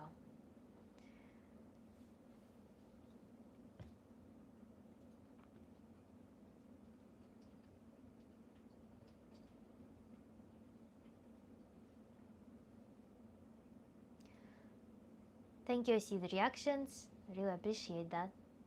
Today probably Sunday, probably not very active day because I think it depends on the day of the week. Yeah, I'm listening while doing things. Yeah, thank you. Last stream I made, some person was um, embroidering while listening. So that's why I'm asking. I'm assuming that to be a thing. I myself actually, I like to play something on YouTube and while I'm doing things. It puts me in some, I can curate my space basically. I sometimes play videos depending on my state, depending on which energy I want to reinforce. I play videos that put me in the proper state. And I just play them as I, for example, cook or do some chores, or when I'm sewing as well. I have some go-to things for those processes. We're going to move on to step 9, and this practice can be super intense. This can be absolutely crushing. This can be an absolutely life-changing thing for many people. Step 9 is the practice that's called loving eyes. And it's hard to describe that. But this is the healing, first of all, through just mirror neurons, through capturing the response that a lot of people were not given. When we're little, if we are in a healthy bond with our mom, if our mom had physiological birth, if she had comfortable postpartum, if she's well nourished, psychologically well, and if in general it just happens. It just happens that she is capable of loving her child very naturally. Because it's not always the case. Sometimes it just doesn't happen. Sometimes women themselves they're hurt, they're traumatized. They're not able to connect with their child. But very early in life, before verbal communication becomes a thing, this is when a child receives the first feedback. That is the glance. And it really depends on how mom deep inside feels about her child. Whether she has some glimpse of doubt that her child is good enough, whether she carries some pain, whether she can look at her child without any filters, just through pure love, whether she's capable of experiencing pure love herself. This is when she needs to give the child this confirmation that the child is allowed to live, that the child is welcome, that the child is loved. If this authentic glance happens, it happens with hormones. The child is connected, physically connected with mother. Receiving this confirmation, this support that may carry this child, that may give this child this ultimate self-confidence, this reassurance, this stability in life. And this baby, this child, will see this glance for the first time, and then will keep seeing it as the child grows up, receiving this confirmation. No matter what happens, there is this ultimate acceptance, there is this love, there is this tenderness, and the sense of being welcome that gives child the permission to play. I'm playful. I can be alive. I can experience life. I can be emotional. I can be pure. What if I do this? I can be curious. I can make mistakes. It's okay. But a lot of children don't receive that. A lot of people receive a glimpse of judgment. They receive a glance of stress. Later in life, perhaps this can happen later. They may live in this paradise. Something happens, and they see the glance of aggression when they grow up. When they encounter intimate relationships, yeah, there are some predicaments for which partner you will get, but it's never guaranteed that even if you grew up in paradise in super loving family, that you will not meet someone who will be very hurt and who will be transmitting this hurt to you. You can receive some other confirmation that the world is dangerous, that there is struggle, that an adult cannot keep up with it. If your parents carry the energy of uncertainty, if your parents carry this energy of survival or aggression or distress, or if you meet someone and they transmit this unhappiness to you, you imprint it in some vulnerable moment, be it being a child fully dependent on this figure who gave this silent confirmation through their glance to you, through their attitude, through their body language, or be it a person who will later give you some intimate trauma by being intimately connected with you and then just dumping something in the most vulnerable moment, this shattering of paradise for you. And this is something that can only be healed through establishing this confirmation. And this is a total metaphysics. There's scientific basis to it. But what happens in the sessions, how this process moves along, is a pure magic. It feels like pure magic because you reconnect through different means. You reconnect with those loving eyes, with the image, relationship with pure love that reestablishes the permission for you to just be. You're allowed. It exists. A lot of people go through horrible events in life, horrible events. They go through unthinkable things. And how to live after that.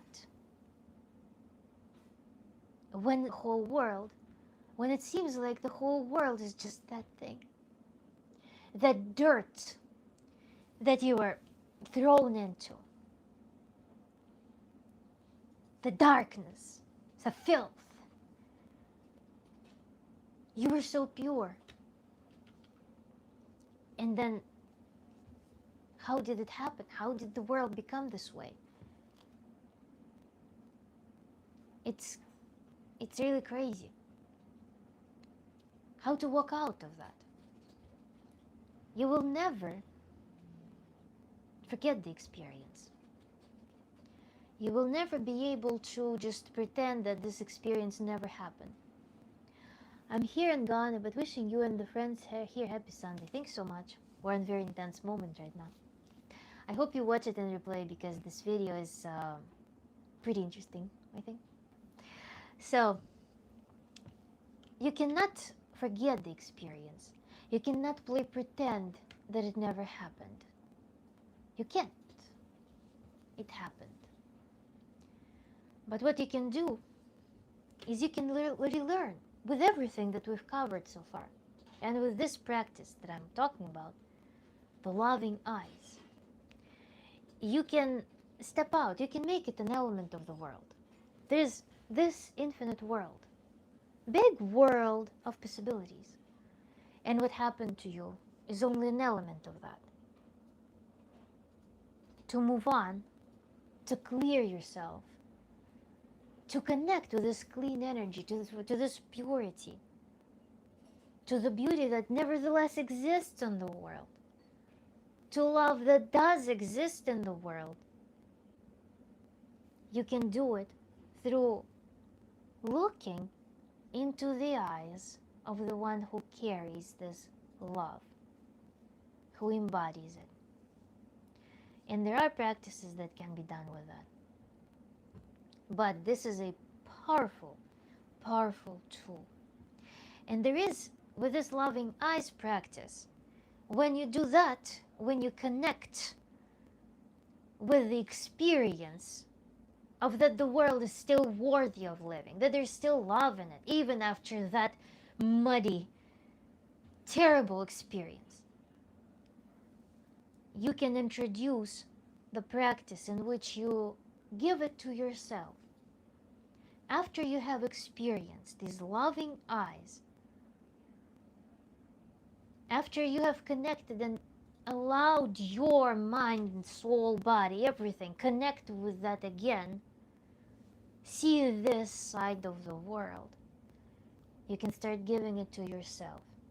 Because how much criticism, how much judgment exists in most people about themselves when they look at their life and they criticize their life fundamentally. Gross. They will verbalize it. Gross.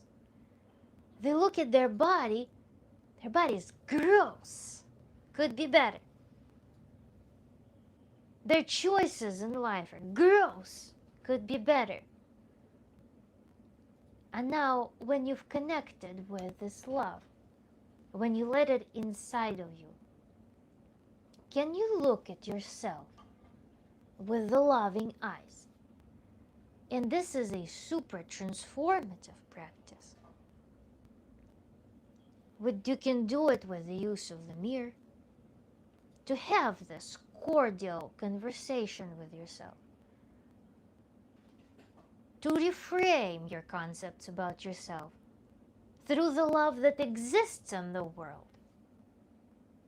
Because what happens is that if you have judgments towards yourself, if you carry the weight of some concepts, if you carry the weight of that trauma, if you want that, if there is this deepest disappointment,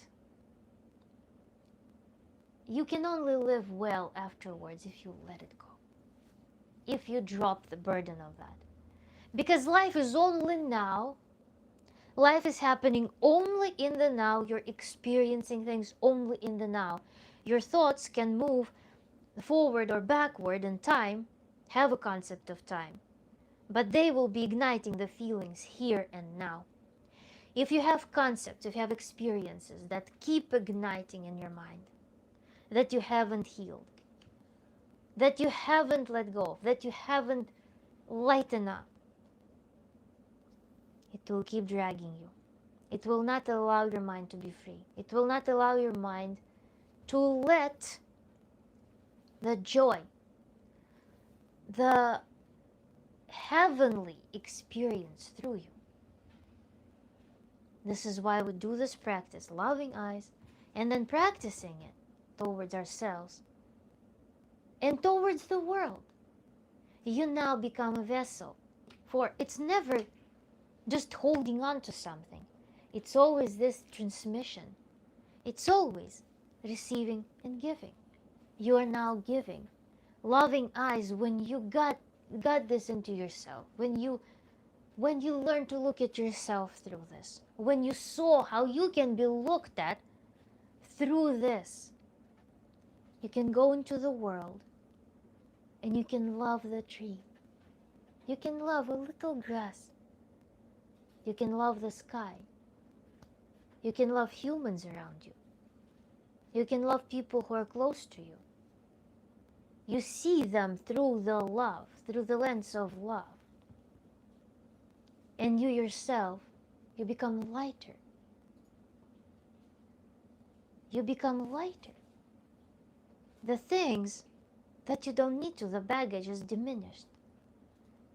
It melts. It shrinks on the background of the vastness of loving energy that you cultivate now, that you got introduced to.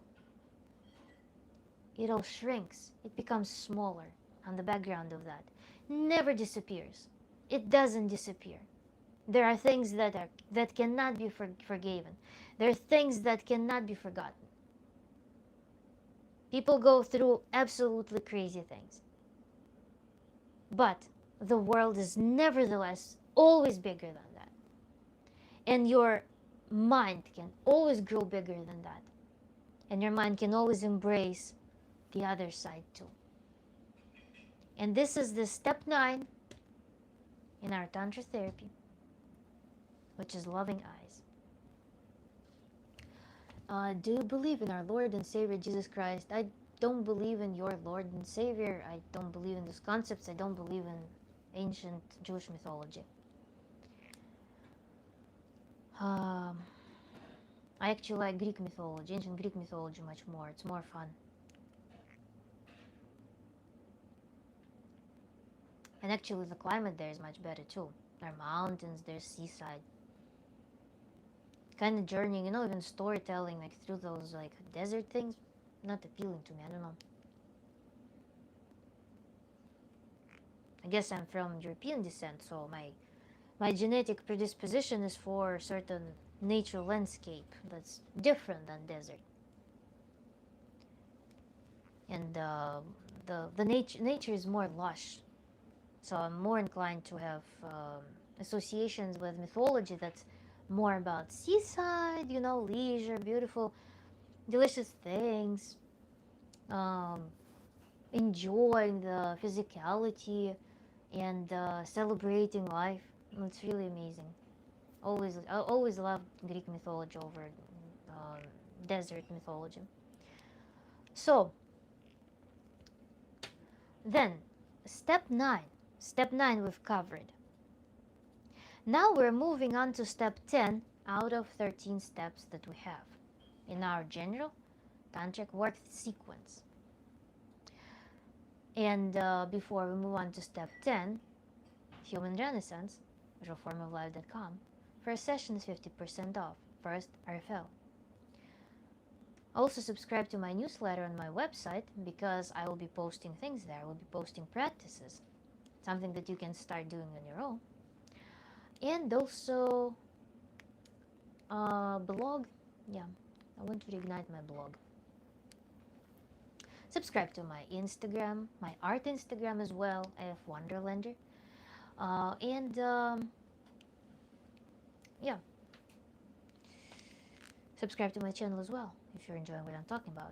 We're moving on to step 10. Step 10 is where we start introducing the concept of duality.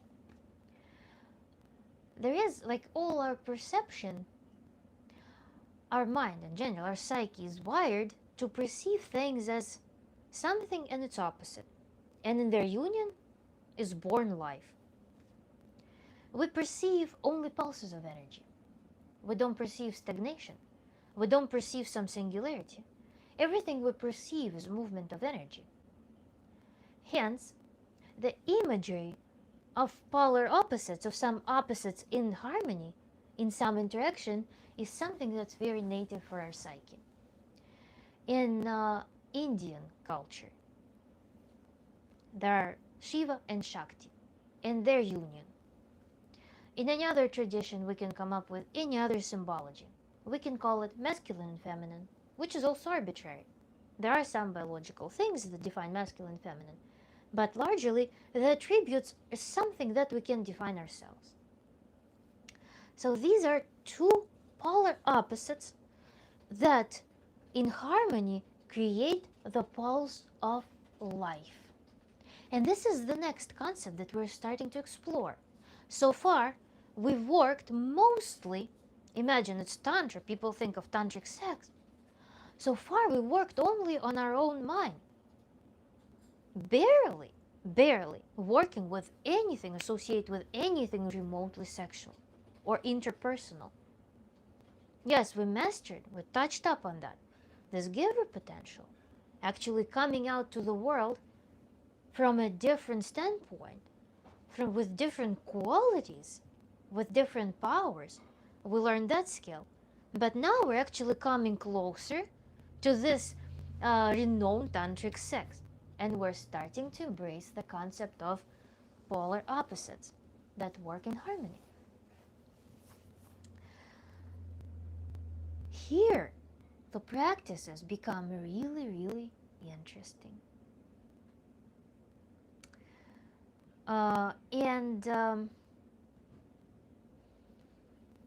Through this divine union, through this harmony of the opposites that produce the pulse of life, we're going to embark on another array of deeply transformative practices.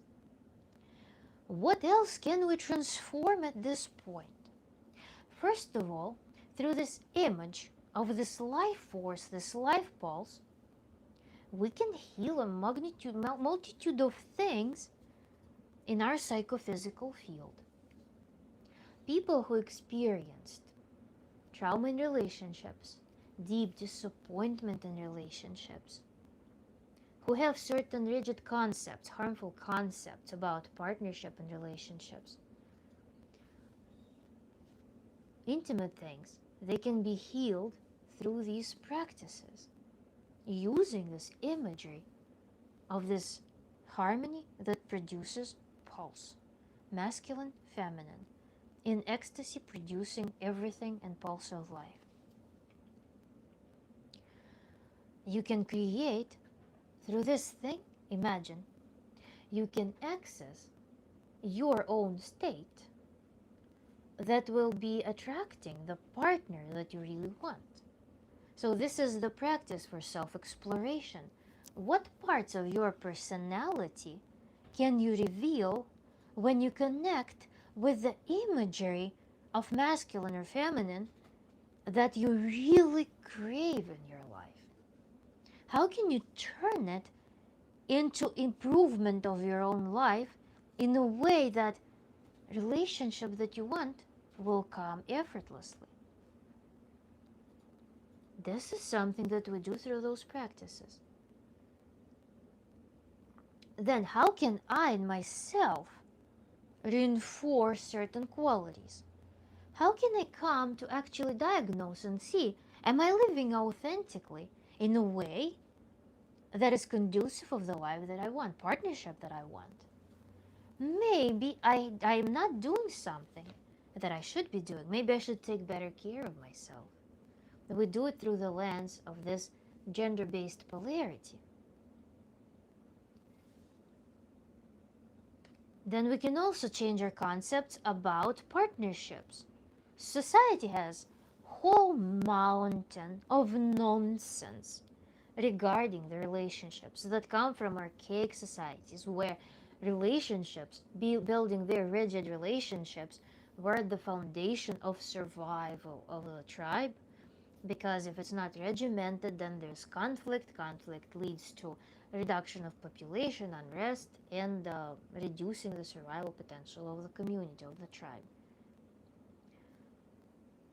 These things, they stayed with us. There are a lot of archaic things that were designed, for example, for certain goal that is no longer relevant, but the beliefs are still persisting. The roles of man and a woman are still persisting in imagination, totally impractical, but they're still there. You can understand through practicing these. You can understand and formulate for yourself, what is it feminine? What is it masculine? And you create this duality, this couple portrait assembly of certain attributes that you, only you, assign. And you can start living in harmony with those things, better understanding yourself without trying to putting your brain out there, picking some concept from society, some mythical society, trying to stretch it onto yourself, and walking in this costume expecting to find good partner with whom you will build authentic relationship. No, you're doing the opposite. You're going from within. You're using your arousal, your romantic impulses in order to build this imagery. And then on the flip side, to start utilizing certain things in your own life. Because you want a caring partner. Do you care for yourself? Can you start caring for yourself in the language of love that you want right now? And then when we go through the step 10, there is a super intense, long practice that requires a lengthy session. When I conduct it with the clients, it goes beyond the single session, and it's on a separate day, and nothing else is done on that day, because this practice is truly transformative. It rewrites the whole concept of your life. It allows you to rebuild virtually everything through this walk. My practice, Walk Through the Psyche, came based on this practice, which is called destiny healing. Destiny healing is an absolutely intense, absolutely crazy practice. Destiny healing, within this practice, you're going through everything that went through your life, and you are actually journeying through it from your unconscious plane, something that's written somewhere deep inside. Really intense practice, really transformative, requires a day off, and it has very long-lasting effects, and not even long-lasting effects. The processing of this practice will take several days. Usually people have interesting dreams after that. But this is a long, like couple of hours long journey through very interesting experiences, and healing the experiences using this concept of polar opposites in harmony, producing this healing ecstatic pulse of life, the purest energy. So this is a crazy one on step 10. This is a lot. It's a handful. We still have 3 steps left, and they're all related now to tantric sex. And those are the steps that we approach only after we have done all of this mountain to completely change how we function. Remember where we started. In the tunnel. Overwhelmed. Imbalanced. In some darkness. Stuck in vicious cycle. We are now in this expansive, variable world, embodied, connected to our senses, connected to the source, connected to our archetypes, connected to the infinite sources of energy, moving, switching things up, very efficiently functioning in the society, realizing our dreams, moving towards our dreams and goals. Imagine the contrast. This is Tantra before Tantric sex. But one practice from Tantric sex can be, or a couple of them, can be given right away. So if someone comes to me, some couple, and they're like, we tried everything, we're bored, what to do? Can you give us Tantric sex? There are practices that definitely can be introduced to them right there. But all of this work preceding this magical tantric sex is so fundamental, and it changes the quality of your intimacy on a very fundamental level. You can try any experimentation in sex, but if you come to intimacy from the perspective of a person who's deeply irritated, who goes to intimacy to release tension, to dump stress, or if you come to intimacy with half of your body locked, your attention, your mind is disconnected with half of your body. When out of all of your senses, out of all of the nervous endings that you have all around your body, 99.9% is numb and not awakened, not exercised. You're not connected with that. What quality of intimacy will it be? What quality of intimacy? Hi, we're on step 11. We're actually starting to cover tantric sex. We're doing tantric therapy, tantric coaching today. I covered already 10 steps out of 13. We have 3 steps left. The most interesting topic. So, without everything we've just covered in those 2 steps, what quality of intimacy with the partner you're going to have?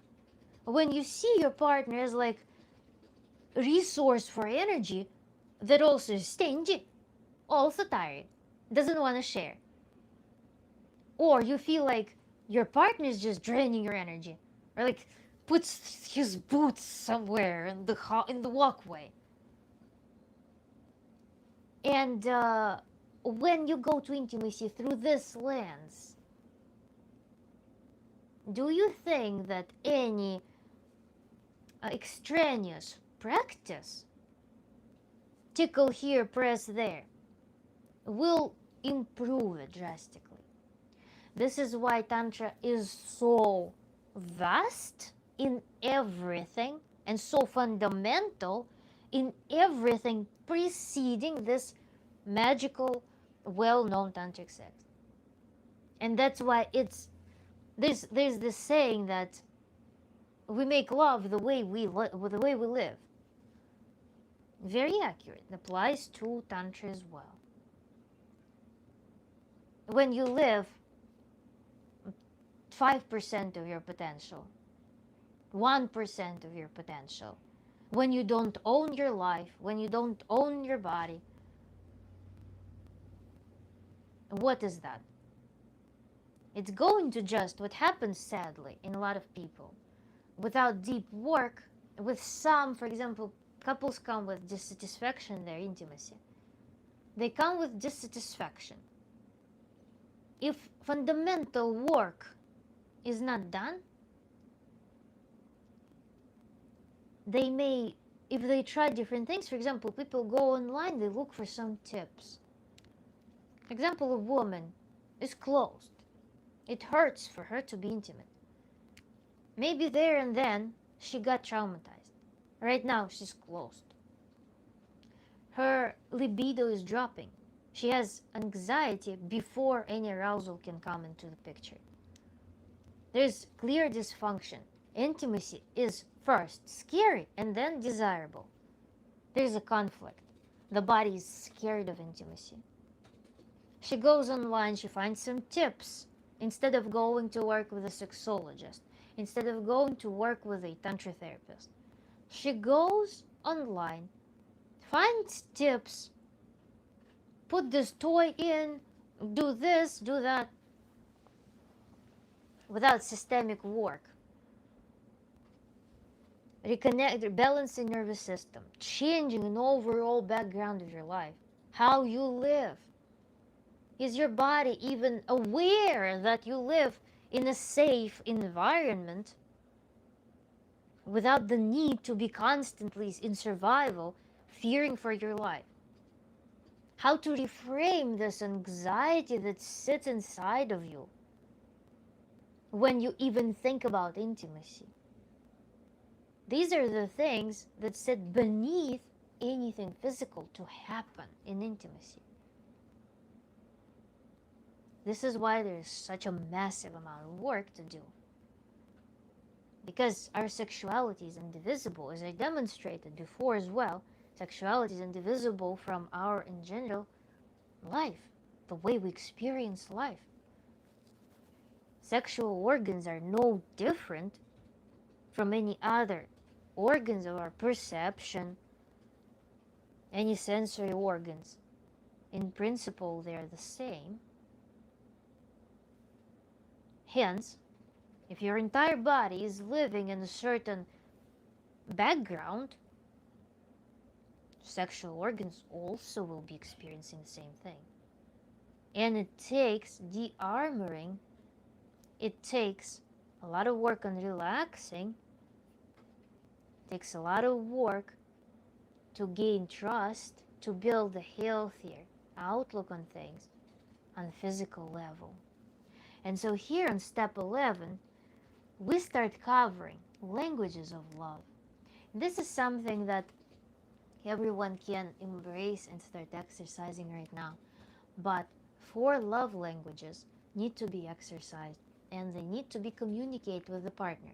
Because a lot of times also with all the automations that we discussed, automations can be concerning your communication with the partner. Do you know each other? Do you know your partner? Do you give your partner what they want? Does your partner know what you want and can give it to you? Languages of love, instead of automation, for example, you know that you like wash the floor every Saturday, and this is kind of your language of love because you take care of the environment. But do you say the words of love to your partner? Do you give glances of love to your partner? How saturated are you two with love with each other? Do you touch each other through the love language, through the love energy? So languages of love will need to be established, discussed, and exercised. You, on a daily basis, you introduce certain actions that reinforce languages of love, that demonstrate to your partner all of your feelings. Or, if you don't have a partner, you give them to yourself. Do you look at yourself with a glance of love? Do you touch? Do you act? Do you give actions of love? Do you say the words of love to yourself? Even if you just have a pet, have a child, anyone who is in your circle of love, do you exercise the full potential of love? So as you can see, the trend here, we're moving expansively from the tunnel, from holding on to something, We're uncovering infinity. We're uncovering possibilities. We're uncovering assortment. We're uncovering multitude of scenarios. This is where we feel free. This is where we can enjoy this fluidity, this free flow of life. This is where our emotional reservoir is. This is our cognitive reservoir is free. It's where our throughput is so high, energetic throughput, creative throughput, sensual throughput. So step 11 is exercising languages of love. Now we're moving on to step 12. And this is another practice besides languages of love that can be given to just anyone who's interested in tantric sex. But again, with everything that I've described in this video so far, probably it's apparent why it is worth going through the entirety of work. It's called 7 colors of love. And with this practice, you're basically learning with your partner to communicate your desires. And also you're learning to receive from your partner their desires. And this is the practice that's performed very interestingly. You basically have a table of body parts and types of stimulation. You have a timer, and you take turns performing certain stimulation on each other's bodies. 30 minutes one side, one way, 30 minutes the other way, or 15, I don't remember, I need to calculate. So you basically perform this practice on your partner, then your partner performs this practice on you. It's a mandatory thing that it's both ways. And in this practice, you actually learn, it might be very clumsy, but you learn to communicate your physical intimate desires and the type of stimulation that you would like to experience. And then your partner has also liberty to be creative and stimulate in certain ways. Of course, all the taboos, all of the things that are no are discussed in advance. But this is the practice that, first of all, as I said, teaches you to communicate. Second of all, it teaches you to know, to learn what your body really wants. Because as with everything in intimacy, you also may have a repertoire. You are accustomed that, okay, so here, right now, we're doing this, like this move, kissing here, touching here, doing this, and then action. Red outfit, fitting to the topic. Yes. So straight to action. So your repertoire might be quite limiting, or quite limited and limiting. With this practice, you get to know that, oh my God, this spot actually feels good. I didn't know that this exists. I didn't know that this is possible. And so will your partner also discover, was it possible? Was it a thing? Because people also, what they do, there's a orange and black website that shows very very typical script, very typical sequence of action usually. And that black and orange website, people, again, they don't exhibit the whole multitude of sensual experiences. It's not the purpose. But that's what becomes the idea of people who watch that content. It becomes their idea that intimacy should be such. They see it and then they're like, okay, kiss, kiss, kiss, straight to action type of thing. Not wasting time. And in general, there is also this performative facet to it. A lot of people, they live because also they watch black and orange website, or they encountered a partner who said something. They have performative attitude in intimacy because they look at themselves, at the process through somebody else's eyes, through some weird lens. And when you break the pattern, sometimes it helps to actually feel it from within, like, oh my God, This is the experience now. It's not an observation, this is an experience. And also removing judgment, creating a safe, dedicated space for communicating our desires and experiencing them will be also a very powerful tool for removing this attitude of performative intimacy. And you noticed in one of my streams, I advised the person to employ the timer. Employ the timer. It's actually one of my big recommendations. Timer is your best friend for a lot of the practices because control is outsourced to the timer. It seems like such a simple thing, but timer, when you say that, okay, you timer, you hold 2 minutes of reserve, I'm not controlling the time, I'm going to do my thing, you will be surprised how powerful it is. And when in this act, in intimacy, you create controllable environment for experience, this is the key. To create a controllable environment for the experience, you will also unlock a lot of the things in your body, in your sensual area, in your sensual sphere. But using the timer, assigning that this is a practice is something so powerful. Just the mere fact that this is the practice performed with the timer. You outsource control. You create a controlled environment for the experience. And this is the key trick. And in this practice, you will alternate what you want. You are controlling everything. Your partner is doing exactly what you want. And then you switch the mode and your partner is doing what they want on you. So within your taboos, within your applicability range. So you know that it's safe and you know that you could control it, and then now you're surrendering to their control. How beautiful is it? A really nice practice. Very simple, yet very effective.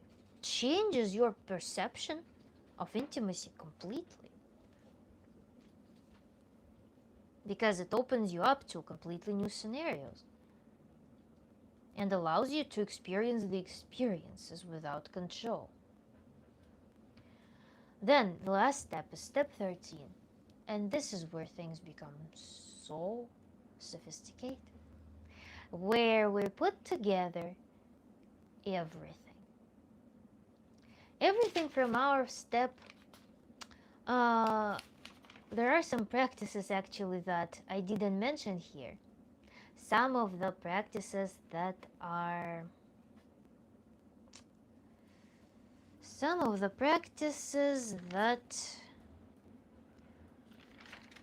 yeah, there's much more. Basically, I spoke for 2.5 hours, but I still could speak even more in detail about different practices. Visualization of partner, potentiated image of the partner with your goal, all of those things.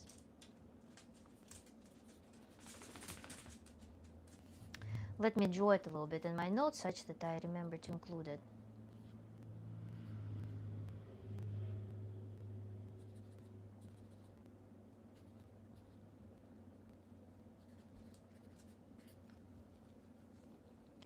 So we're on step 13, it's the last step here in tantric sex and in our tantric work. So this is the climax of tantric course, but again, this thing may not be necessarily aligned with the goal of the client.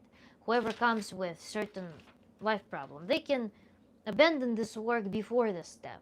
This step is if person gets super into tantra and they actually want to experience a very comprehensive and very intricate kind of intimacy that's not accessible to general population because it requires the skills that we've mastered throughout this work. And this is the practice in which your skill to focus, defocus, split focus, giving energy, receiving energy, controlling the states in your body, and then also being very embodied in intimacy through previous two practices and through previous all practices that were prerequisites for those. This is where they all come together. And this is when intimacy becomes an overwhelming full body experience with very interesting knobs, a lot of variability. And step 13 can be a super long work, super lengthy work, because every element of this step requires practice. This is when you play with paradoxes. For example, stimulation happens here. I can defocus on it. Defocus is when attention is kind of above, like a light blanket above, or like a light cloud. Or stimulation can be here, a focus can be here. I place focus here, and I can experience what I feel here while this is being stimulated. There's a multitude of things, and all body parts are being stimulated in this practice, sequentially, and then together in different symphonies. But this is a very creative and an exhaustive thing. So step 13 in itself doesn't have an accomplishment in the end. Step 13 becomes, it just opens the door to infinite creative pleasures. And it also has those transferable skills. Something that would be, for example, handy in labor for women, for example, because of how it trains your mind to work.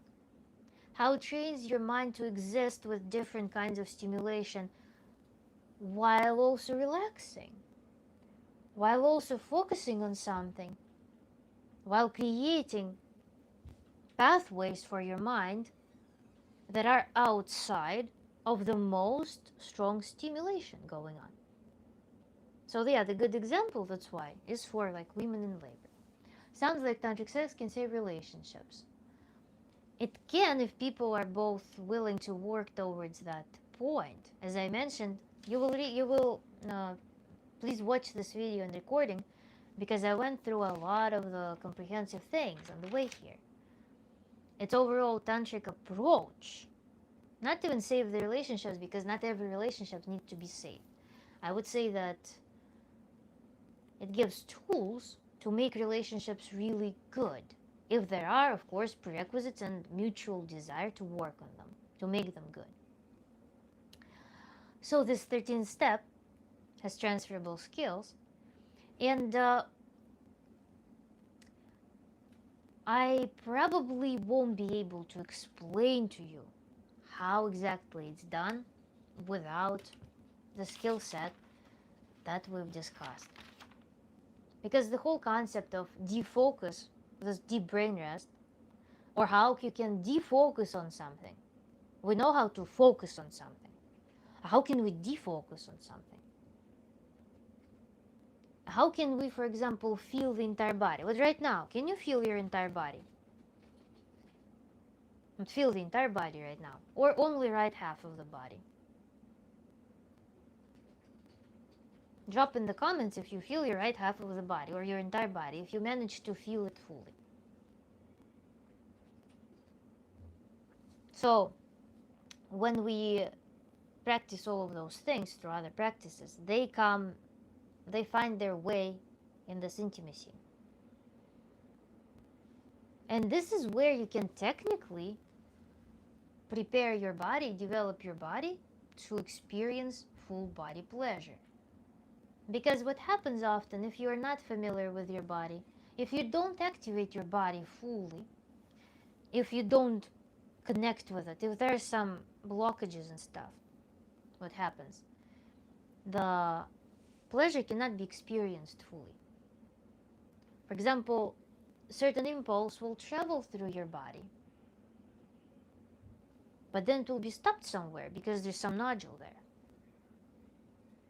So important to actually heal the body, heal the emotional sphere, make everything streamlined, light. Object Quest, never tried that. No, it's tried. Feel half of your body, all right? Half of your body right now.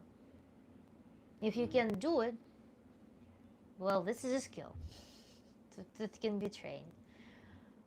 And that's part of the practice that I want to post on my website. And in that practice, you actually learn to do that inside of the meditation. Because right now it's probably difficult because your mind is journeying everywhere at the same time. So we're done. Today's webinar about tantric therapy. Tantra therapy is over. I haven't mentioned 1, 2, 3, 4 practices. And also I didn't necessarily reveal everything that sits in certain practices because it's just impossible probably. But now you know, you watch this in replay, you watch the recording, and you will know what Tantra is, what Tantric work is.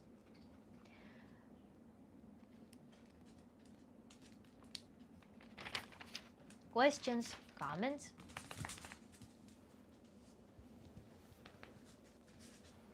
I want to summarize, probably, while you're thinking about questions, comments, I want to summarize what we've done. From some hypothetical client that was lost, that just brought some pain that exists in their life, that they even perhaps cannot formulate, from a stuck, overwhelmed position with low energy, perhaps low libido, problems in relationships, problems at work, not seeing the exit, being in vicious cycle. We came to the point where life becomes this bright, outdoors, let's say some oriental market. When life becomes this dome cinema, where wherever you look, there is something. Where you become this expansive vessel that conducts emotions, experiences, lets go, takes, creates, transforms, shares, heals, enjoys, creates very good partnerships, brightens up the world, experiences everything physically, enjoys intimacy, is playful in relationships, playful in life. Very beautiful. It's literally the opposite of what we've started with. And we've discussed all the tools that help with that. Nothing magical. Everything is scientifically backed and works wonderfully. So I am waiting couple of more minutes. And what I did, I've been speaking for so long. A couple of more minutes for questions, closing notes. Human Renaissance, rawformoflife.com. First session is 50% off. First RFL. And I will see you more on my channel. I will see you on my Instagram. I'll see you in the personal work with me. Bring me your troubles, and I will be very happy to introduce you to your new abilities, newly discovered abilities for enjoyment and living. I like to word it a joy-forward life. Of course, it's not a robotic thing with smile and wave. No, it's not. It's a very organic life in which nothing gets stuck. Tantra is strictly sexual, but also a lifestyle. I remember you asking if I could go for 16 hours. I was asking you because you were trying to converge all human experiences into the biological interaction between men and women. That's why I was making the joke to illustrate that 16 hours. I mean, what are you gonna do? There's human experience, creative human experience outside of that. That's why I was asking that, if you didn't catch that. So, Tantra is not strictly sexual, but life is sexual in nature. Sex is source of life. Libido is both sexual and vital energy. So they're inseparable concepts. It's in the modern societies where they're brought as separate entities. But the energy is the same, and you can argue that this is exactly what we're talking about the biological thing, but no. It is libidinous vital energy, how you interact with the world. I like to regard it again through sexuality, because sexuality implies that it's some interpersonal experience. It can be, of course, autoeroticism and such, but even then, the apex point of pleasure is always something that spans beyond you.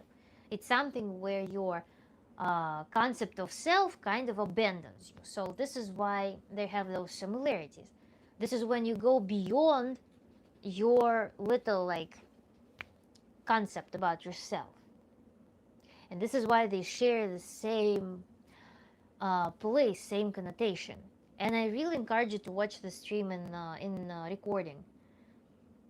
There was almost no questions. There was mostly stream of, there was just mostly like lectures, point by point by point, very structured, very easy to digest material.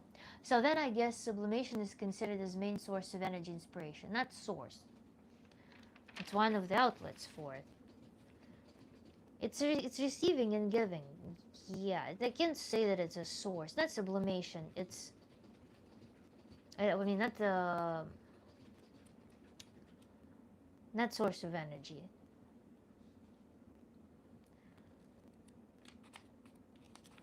It's an exchange primarily. So I will take one more question or comment, and I will be turning off because I can't speak any longer. I was speaking non-stop for 2 hours and 40 minutes.